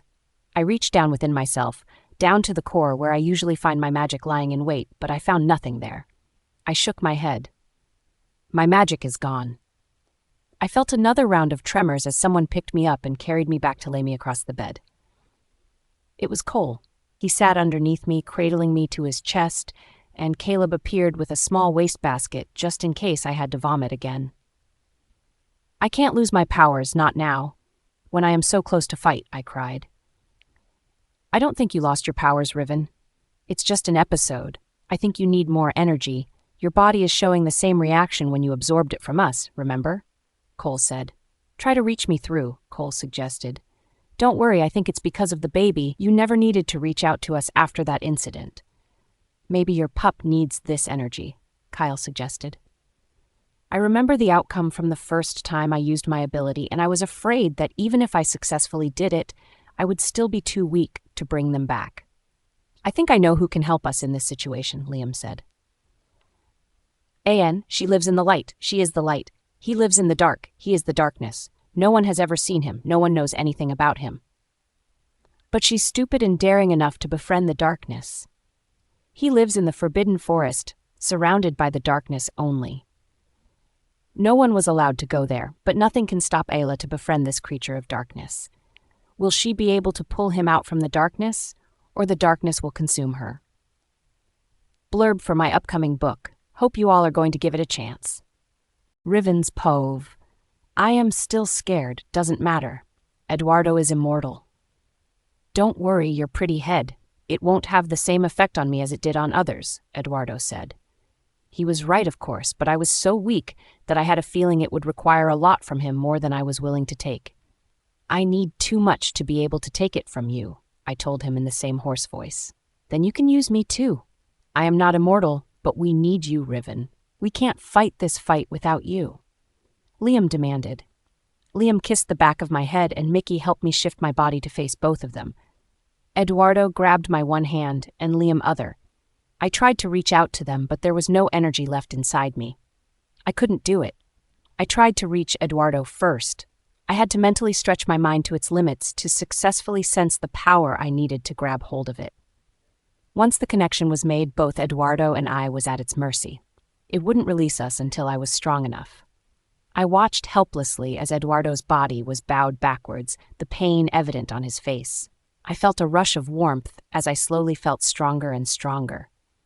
Suddenly, there was an even greater rush of power that made me turn my head. Kyle was now holding Liam's hand, and Cole was holding Eduardo's shoulder.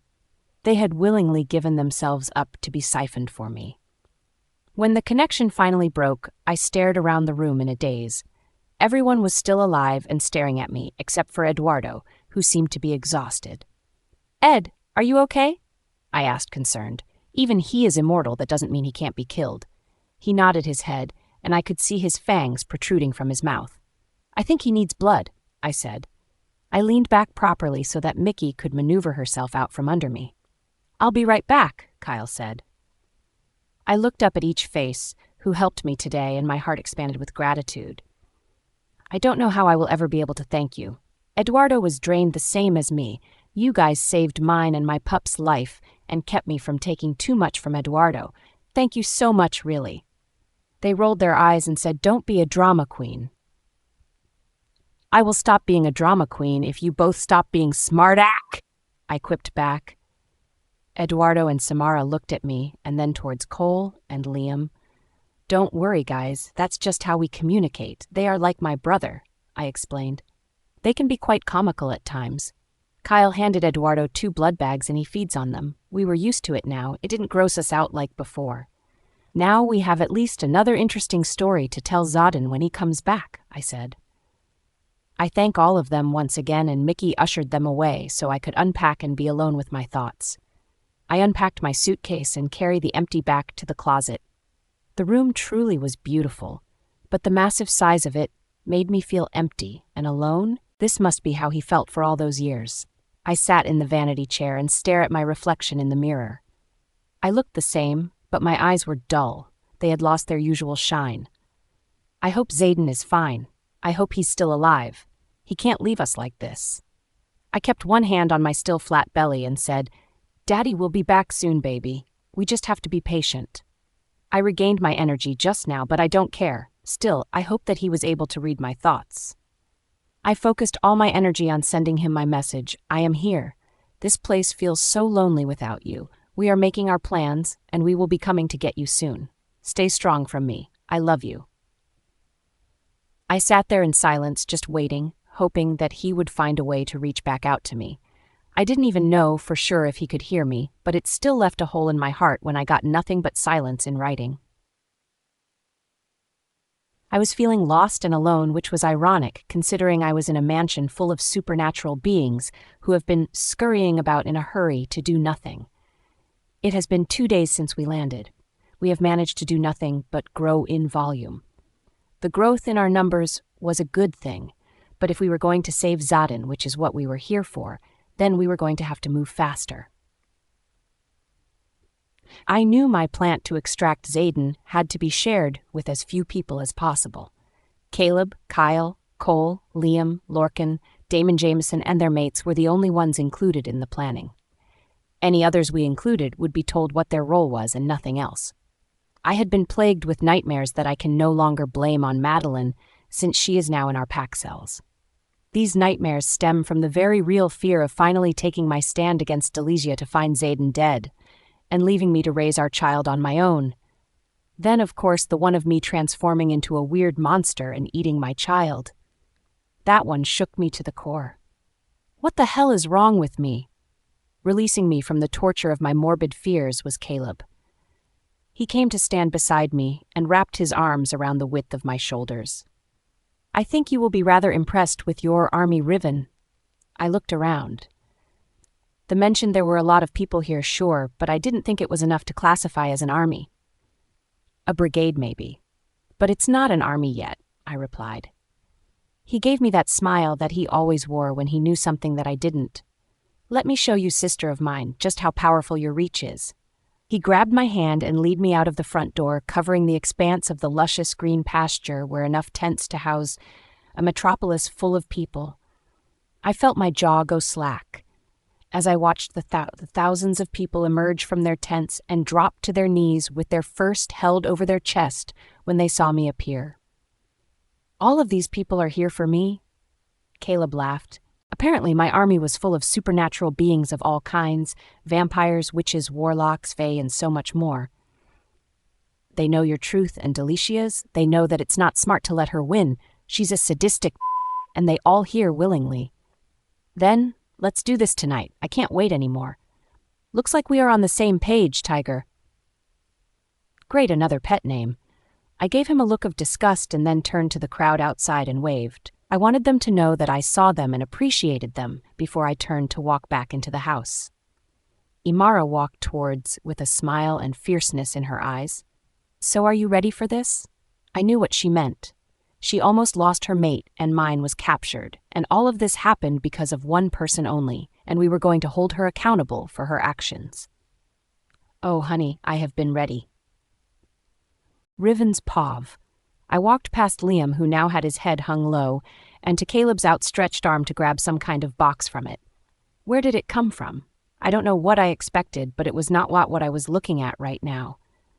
In that, a small wooden box, tucked haphazardly in a balled-up piece of newspaper, lay a finger.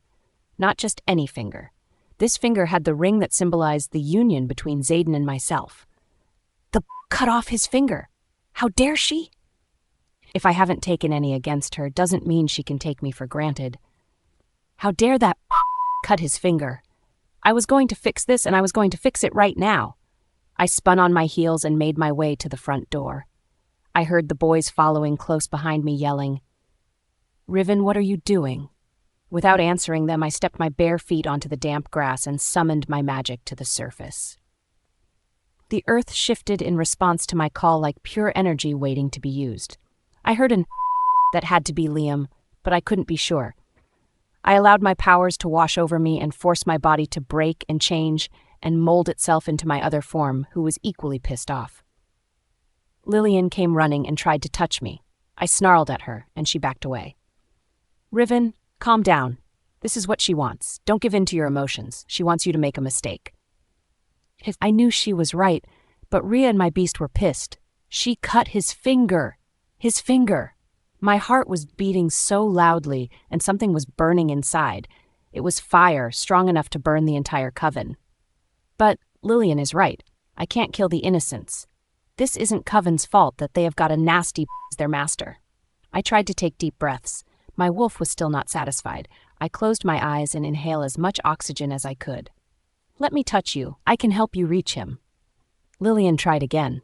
I opened my eyes instantly and looked at her. "Yes, I can help you. I just realized it now. It's your mark. You can use the mark to contact him. I can help you to push the link and help you two connect." I nodded and shifted back in my human form.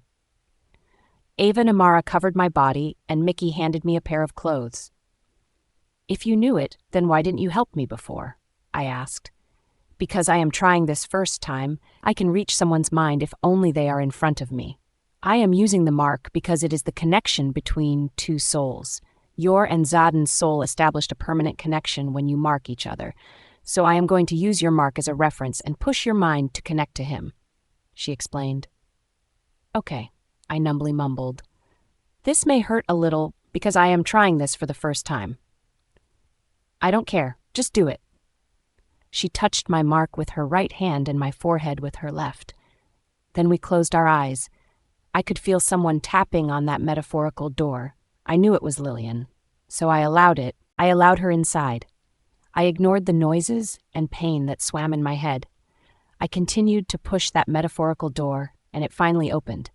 The pain that he was feeling came onto me and crushed me like waves. He was hurt and suffering. He was scared, but there was hope too. He noticed that I was there. I could feel it. "I am coming for you tonight, Xaden. Stay strong for me. I love you so much." That connection was cut short, and I instantly opened my eyes. I now knew where he was kept. "I am sorry. This is my first time. I didn't want to hurt you by pushing too hard." "It's okay. It was worth a try," I said. "I think I know that place," Lillian said. "Where is it?" I questioned. "It is the first chamber of the dungeons," Lillian answered. "He is alive, but we have to hurry. He is suffering." I ran back into the house and upstairs to my room. They were close behind me. They knew what I was doing. I was getting prepared to fight. Caleb, Kyle, Liam, and I got ready for the fight. Their mates were staying back. Cole and I were the last to file through the staircase. I stopped him just before we entered. "Tell me this is going to work. Don't worry, Riven. This will work. We have you on our side. And Xaden also won't give up easily." I know he won't, and that reminded me of something. "Cole, there's one more thing I want to say to you. I know this isn't the right time, but let me do it now." "Go ahead." I am sorry. I am sorry for leading you on. I knew you had feelings for me, and without any explanation, I moved on with Xaden. I should have said something. I am sorry for hurting you. Maybe this is the karma trying to get back at me." "Stop, Riven. You didn't lead me on. We were not in a relationship, and I never confessed because the connection between you two wasn't broken completely. I promised myself that if he accepts the rejection, you two clarify the things between you, then I will act upon my feelings. but something unexpected happens. I know I am sorry. I am not sorry for giving our relationship another chance, but... Stop, Riven, hear me out. I haven't told anyone, but I found my second chance mate in the pack. I was shocked at his confession. What? How? Why didn't you tell anyone? Because I want all of this over and I want to get to know her first. I understand, Cole, and I am happy for you. It's rare to find a second chance mate, and I think Goddess blessed you with one because you deserved it. Thank you, Riven. Now stop talking and let's get moving. We have to save your mate too. After all, he's the one who's going to sign my transfer papers if I accept my mate. I smiled and nodded. The sun was barely peeking over the horizon when everyone took their places. Eduardo, Lillian, Samara, Amara, and Jameson would stay inside, forming a protective circle. The guards and warriors would stay outside, and the rest of them would assist me with saving Zadin. They all will join me on the battlefield, once I retrieved Zadin. It was time to set our plan in motion. All of us were ready to go. Liam motivated me for the last time. You can do it, Riven. Stay focused and don't let them distract you. I'll try my best. We held each other's hands and I closed my eyes to focus on Zadin and the place he was kept. As soon as I was able to sense him, this time without Lillian's help, I felt the familiar static charge of being teleported. I opened my eyes and found us around what looked like an old chamber. We released each other's hands and we hid behind a large wall so the guards of the dungeons wouldn't see us not before hiding our scents. That was the most awesome thing ever. We should try it more often. No thanks, teleportation takes up a lot of energy. Now let's not waste time. I felt my fear replaced by determination. I had to save Zadin. I only see 2 of them outside. 2? They seem quite normal. Don't consider them normal. Their hearts and minds are controlled by my grandmother. They won't spare you. Also, their cloak doesn't work for us. They probably feel certain we'd never find this place. I hope you're right. But be careful. This could be a trap too. Just remember, you have to leave at least keep one of them alive. I left the boys and approached the chamber through the shadows with Lorcan behind me. Once I reached the porch, I motioned him to follow. It took him mere seconds to be by my side. The guards still didn't suspect a thing. You keep an eye on them. I am going to find a way inside, I whispered. They nodded and gave me a thumbs up. I found a cellar door and opened it as little as possible to allow me to slip inside. I immediately sensed Zadin, his scent getting stronger. I made my way upstairs where I instinctively knew Zadin was. I used my abilities to melt the door lock. I moved quietly, closing the door behind me. He laying on the ground, covered in an Afghan. His face lit up when he saw me but didn't say a word. I couldn't stop myself and ran towards him. I hugged him and gave him a passionate kiss disregarding the blood, which he reciprocated instantly. I looked into his and felt relieved. His expression of relief turned into panic when he looked behind me. I turned around and gasped, Riven's Pove. I turned around to see Lorcan pinned against the wall by a very large man with some kind of tribal marks on his skin. Fear engulfed me when I saw Lorcan's eyes. Stop, I commanded him. He looked towards me and threw Lorcan across the chamber where he landed with a thud. You are not my master. You are right, I am not, but soon I will be. For that, you need to make it out of here alive. Don't worry, I will. He threw his head back in laughter. You think so, do you? I know so. I gritted my teeth. I gave my right hand a flick and concentrated my energy, and it morphed into a glowing sword in my hand.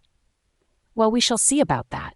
He lunged at me. I quickly dodged his attack, hitting him in the side with my sword. He turned to face me, his face full of rage. It appears I underestimated you. I won't make that mistake again. This will only end when one of us is dead, and I stand to lose so much more. You don't understand the power of determination that comes from protecting someone you love. I glanced at Zadin, who looks weak. Love makes you weak, you mutt. It distracts you. Is that why you sold your soul to your master? So you'd remain Delisia's little puppy? He lunged at me and I avoided his attack once more. This time my sword went deeper, causing his skin to bubble around the wound. He stiffed a scream. I held my sword in front of my face. I kind of feel bad for you to die without experiencing love. He hung his head and held his side. You know nothing of me. He lifted his head. My master is only one who understands, and I will forever remain loyal to her. I scoffed. Your master is nothing but a coward. She tortures and kills people for fun. I can still spare your life if you join me. I tried to bargain because I knew he was loyal to his master, plus I was refraining from killing him. I know at some point I have to, but it was worth a try. That would never happen, he spat. Fine. There was no point in fighting or talking to him anymore, so I decided to grant him a quick and easy death. I gathered my energy and forced it onto the top of the sword and penetrated it into his chest. His body exploded in bright light. It shimmered black. It reminded me of the black sparkles my mother had brought me as a child. Riven? Riven? Zayden's voice sounded distant, but it brought me out of my reverie. I looked in his direction and found both brothers staring at me. I immediately retracted the sword. Oh, Zayden. I ran to his side and hugged him. Are you all right? Did they hurt you? No, I am fine now, just a little shaken up. We should get moving, I said. Are you all right, Lorcan? Can you walk? Yeah, I am fine. Let's wrap it so that we can go home. I need to be with my sweetheart. I nodded. For a second I was scared that I might lose him today, but thank goddess he is fine. Follow me. Lorcan's face became one of ferocity. His brow became pronounced and his eyes glowed. His claws and fangs were out and his lips curled back into a snarl. I didn't say a word, we just followed him. It was strange that he was half-shifted when we just wiped out the threat. The man who had been standing in the corridor at the top of the stairs was caught off guard and didn't have time to react. I could tell he was a new guard because the marks on his body looked new. Lorcan rammed his hand, which now had razor-sharp nails on his fingertips, into the men's chest, tearing his heart out. Lorcan didn't even give his action a second thought, as I had. The man fell to the ground, and Lorcan threw his heart on the floor next to him. Lorcan and I supported Zayden's body so that we could carry him outside. When we burst through the front gate, we realized that the boys have already dealt with the main guards. After making sure the coast was clear, I took their hands in mine and teleported all of us back to the house. I led Zayden to the living room, where the rest of the members gather around him, thankful for his return. The reality of what he had experienced and the knowledge he was finally safe finally put my fears aside. I looked at his hand, which now lacked one finger. The finger that holds the proof of our union. Riven? Zayden's voice interrupted my thoughts. He offered me his hand and I accepted it. He made me sit beside him and wrapped me in his arms. You saved me for the second time. Second time? Yeah, a second time. The first time was when you came back to me and accepted me as your mate again. I smiled. That was smooth, Alpha, I teased. Only for you. My heart was finally at peace. Now it was time to put Delicia in her place. She has done enough. I think it's time, I announced. And everyone knew what I was talking about. Can't we take a breather first? Liam whined. I give him a look that said, it's showtime. Liam is right, you are pregnant. Can't we just take a rest and then go? I will only rest when I have dealt with Delicia so that we can return to our pack. And who said you are going? What? Of course, I am going with you. Zayden, please, you can't even stand properly. Please, I almost lost you. You are not fully recovered, that you have lost too much blood. I pleaded. She's right. You need to rest, brother. We will take care of her. Jameson said. I will protect her with my life. You stay here. Lorcan said. Fine. He turned towards me and said, you better come back safely. I will wait for you. I will always come back to you. Promise me? I gave him a deep kiss and said, I promise you. I embraced him tightly before letting go, and then moved outside. Lorcan shifted and I climbed on his back. He started running at full speed. The wind rushing through my hair felt liberating, and at that moment, I felt like I could take on the world. Delicia didn't know what was going to hit her. Hold on, my kind readers, a small twist is on its way. Also, I wanted to ask you guys if you want another story about Cole and his second chance mate. I recently got this idea, but I'm not too sure about it, so I would like to know your views in comments. And also thank you, everyone, for reading this book. Please make sure to check out my new book, Whispers of the Forbidden Forest. I will republish that story this July. Riven's Povey. I stood at the front of the crowd with my hair pulled tightly into a ponytail on the top of my head. I wore my leather training gear with 2 special daggers that were sheathed in their leather holsters on the outside of my thighs. The daggers were special because they were spelled by Samara. Mickey stood beside me dressed so she looked like my twin. Liam stood next to the other side and Caleb stood to my left. "This is where she rules the coven?" I asked skeptically. "It was once a beautiful place. I am afraid it seems to have withered with her soul."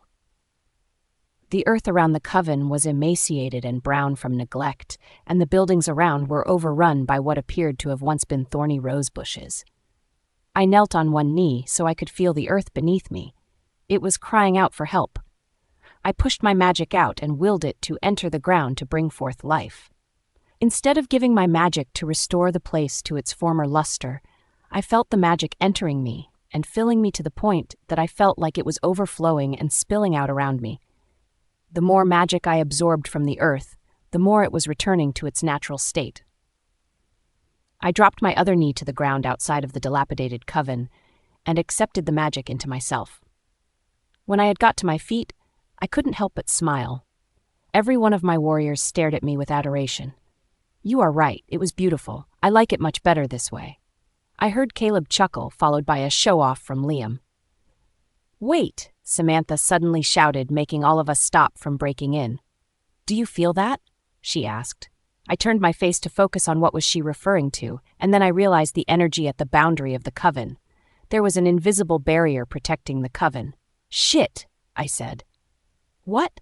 "Shish, there's an invisible barrier that's protecting the coven. How are we going to enter inside?" "You can break it," Lillian stated from behind me. "How?" I asked. "Just try to tap and cut the barrier with your energy. It should be easy for you." "Let me try then." I closed my eyes, focused on the energy that was protecting the coven. I tested its limit first, and then summoned the amount of power that was enough to break the barrier. Scraggy. I placed both my hands on the invisible barrier and pushed my energy onto it. The barrier broke down as if it was made of glass, and the energy liberated from it was absorbed by me. Wow.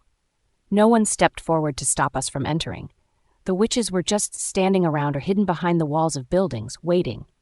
But what are they waiting for? My warriors went around into formation. Eduardo stuck around to help. But the witches that were bold enough stood in the front line and waved their arms as an invisible shield protected them and their families. My heart hurt for the little kids who seemed scared by our army. "No one is going to touch the kids," I ordered my men. But where was their leader? I am sure she won't run away. Something seemed off. I refused to believe that she gave up already. I knew something big was about to happen, and then it did. "Hunters!" Jameson's voice boomed through the silence.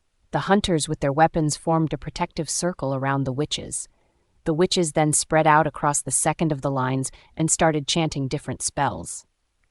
I knew there was a higher chance of witches working with hunters. Witches are good at manipulating, and hunters are mostly fools, as their main aim is to only wipe out the existence of werewolves. Samara expected this from Delise, so she made us all a patch of her special portion to protect us safe from Silver and Wolfsbane, but she said it would only last for a few hours. I hoped that the war would be over quickly. I continued to watch as they all collected at the other side of the borders. Then I spotted her, Delicia. She was in the front center of one of the tallest buildings in the open moonroof of a black Hummer. The rest was staring at me, and when she noticed that I have spotted her, she smiled evilly. She thinks she has won. I am sure she has no idea about the protective potion.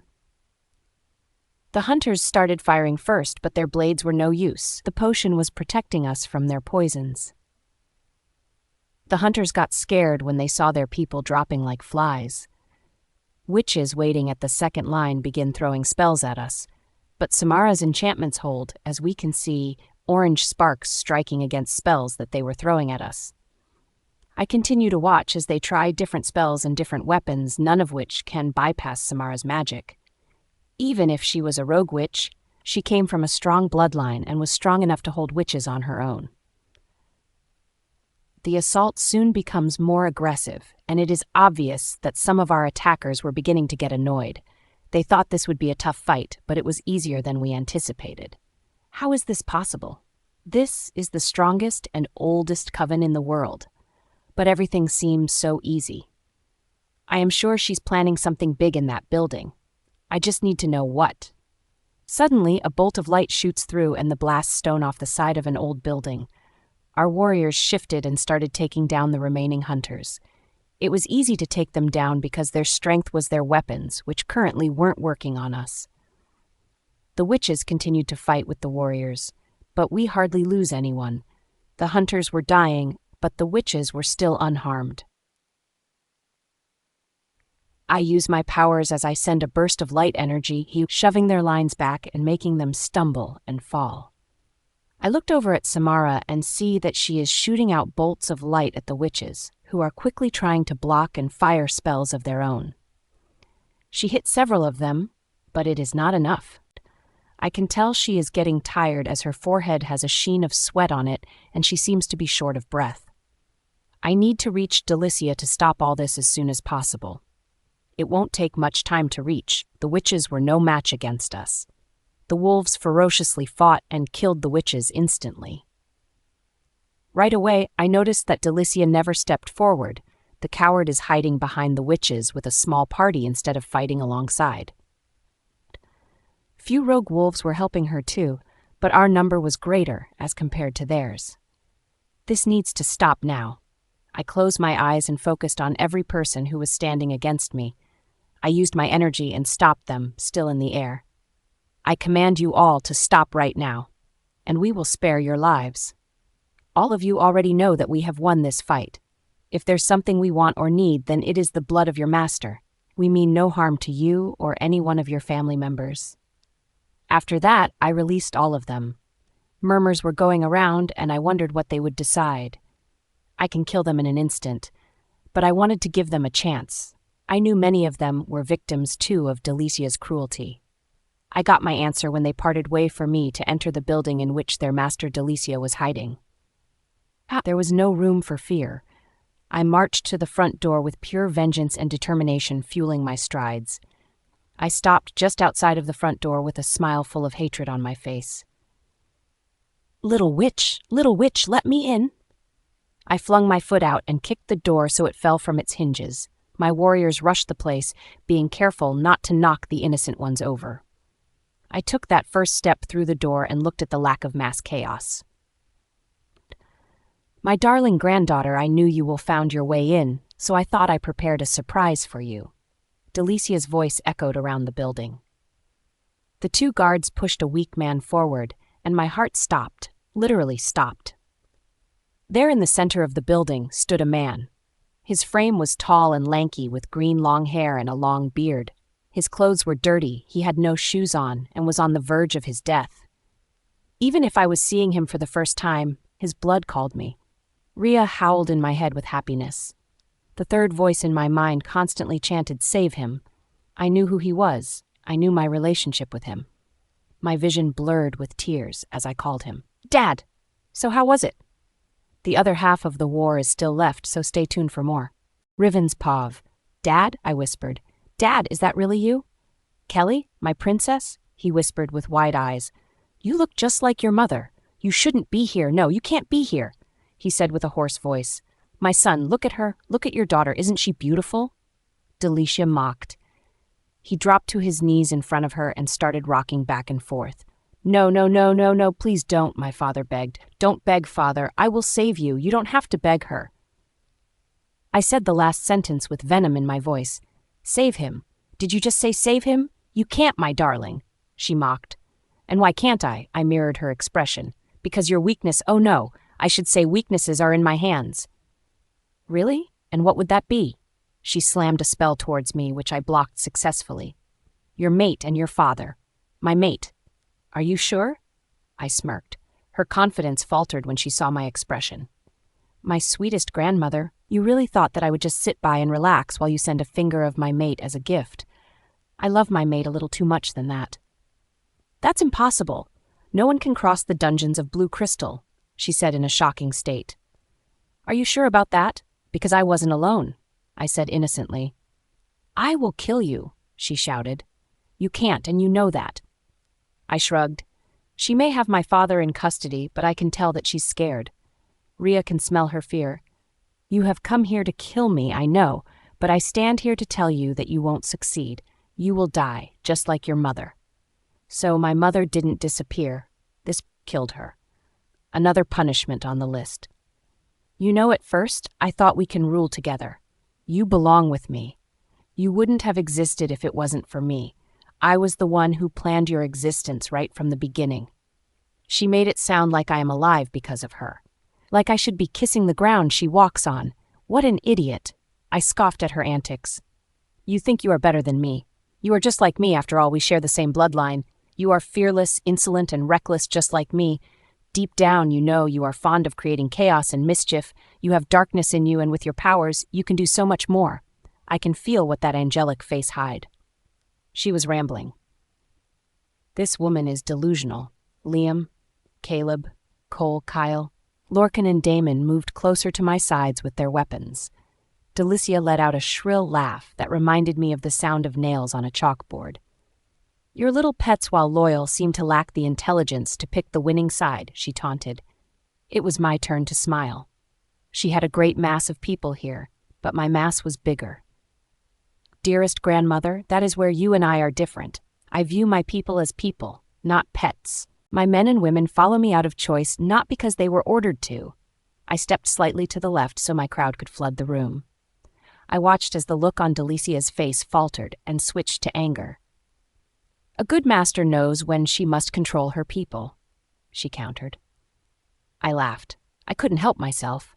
No good master or leader govern their people without making them fear him.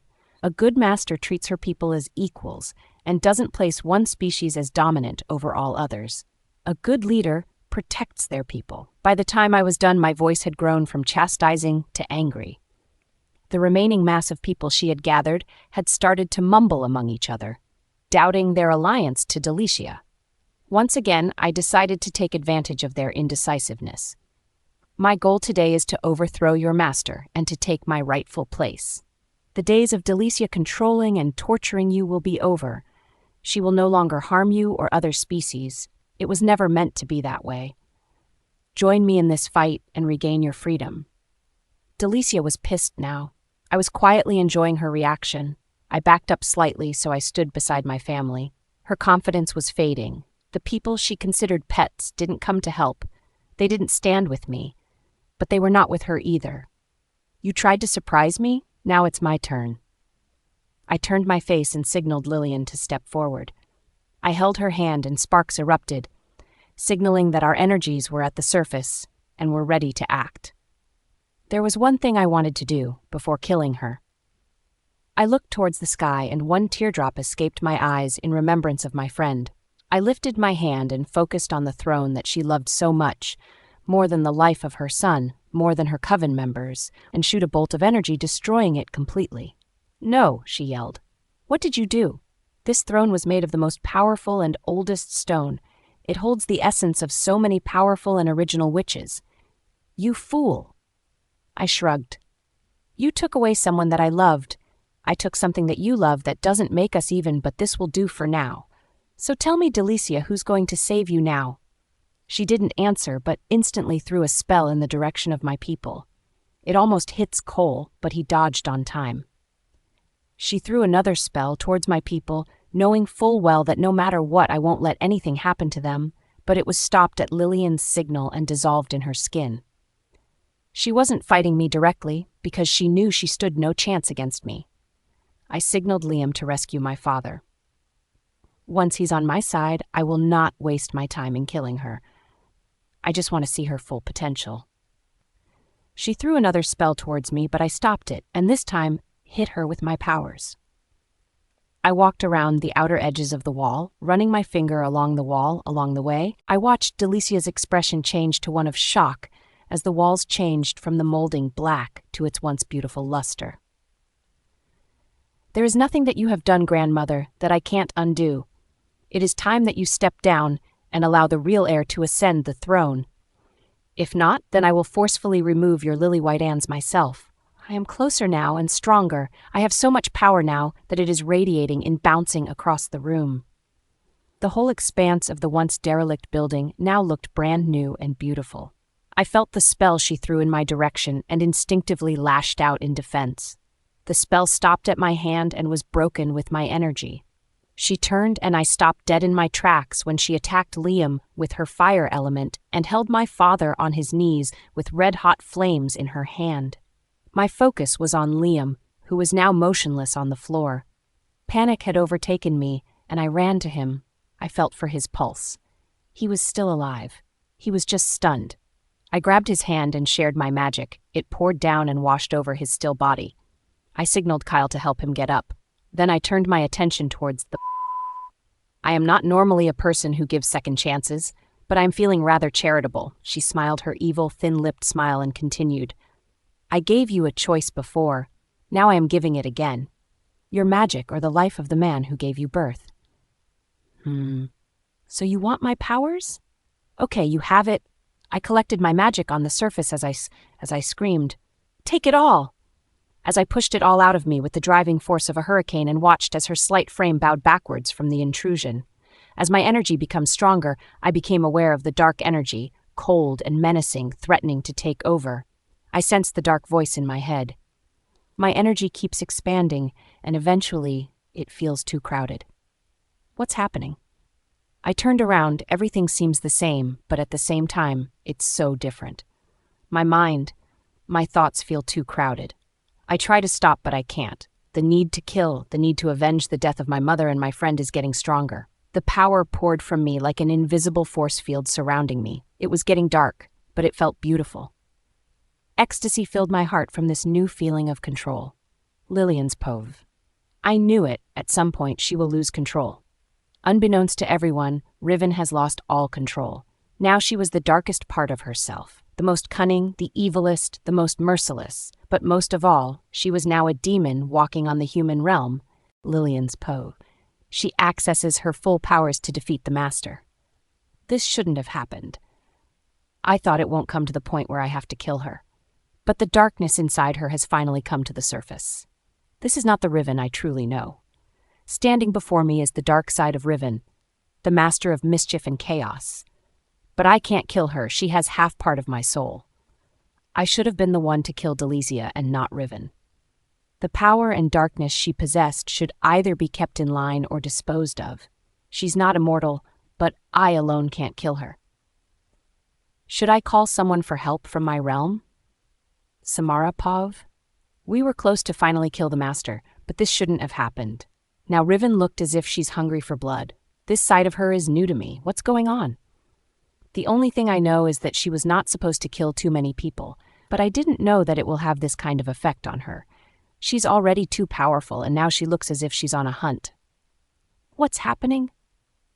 She has gained full access to her powers, and that the dark side too, Lillian answered calmly, but after spending such a long time with her, it's easy to read her now.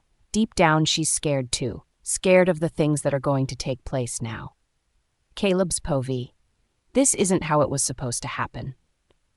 Delicia should have been dead, and we would have returned our homes after defeating her. We knew that the more she kills, more her darker side will surface, but none of us knew that if she used more than necessary, the dark side will consume her. Now she's unstoppable and invincible. What are we going to do now? Liam asked the same question that was running through my mind, or probably all of us. Does it matter? Cole asked. What? Does it matter that her dark side is on the surface? She won't kill us, right? She's still the same Riven who stands for justice? Cole asked. Cole, when did you become so stupid? It's not our Riven. We don't know the Riven standing in front of us. We don't know what she's capable of, Kyle reasoned. Guys, what about her pup? She's pregnant. Don't you think that this will somehow affect the pup too? I asked. Shit, you are right, Kyle said. Riven's Povey. This feeling was new. I never felt more alive, freer. More? I don't know. In control. A new kind of energy was swirling through my veins. Rhea was howling in victory. We have finally avenged the death of Wendy, my mother, and every person that was the victim of Delicia's injustice. But I was not satisfied. I need something more. She died so easily. I wanted to have more fun with her. Maybe I should choose one of her loyal pets. You, I pointed towards the guard who dragged my father here. Step forward, I commanded. Now tell me, where is your master? Of course, I knew the answer, but it's so much more fun to see a full-grown man squirm under my command. She's not my master anymore. He answered, That's not what I asked. I asked where is your master now. I emphasized each to make myself clear to him. She's in hell now, he answered. That's better. After his answer, I walked towards him and in an instant ripped his heart out. I heard gasps of surprises. Oh, come on. Don't be surprised. There are others I can play with, I said while turning around. Who's going to be the next one? Silence. Pin drop silence. I don't like this. No, but I do like this. It reminds me of death. No, I don't want to kill anyone. Shut up. No, I won't. Something inside me was threatening to come out, and I knew what it was, or rather who. But I won't let her take over again. Her kindness and foolishness had done nothing but made things worse. Wendy would have been alive. If Caleb is suffering, then it is because of her stupidity. No, that was not my fault. Shut up. Yes, it was your fault. You refused to take advantage of the gift that you were born with. You could have killed Delicia a long time ago. Still, you chose to wait. Yes, I had experienced a great loss not so long ago, but I now felt stronger, wiser, better for it all. It's time for me to take the charge, the real me. I will show this coven and the wolves how to rule properly. AN, sorry for the short chapter. My spec's broken, now I am nearly blind. Please forgive me if you find mistakes more than usual in this chapter, and please follow my new books and let me know what you think.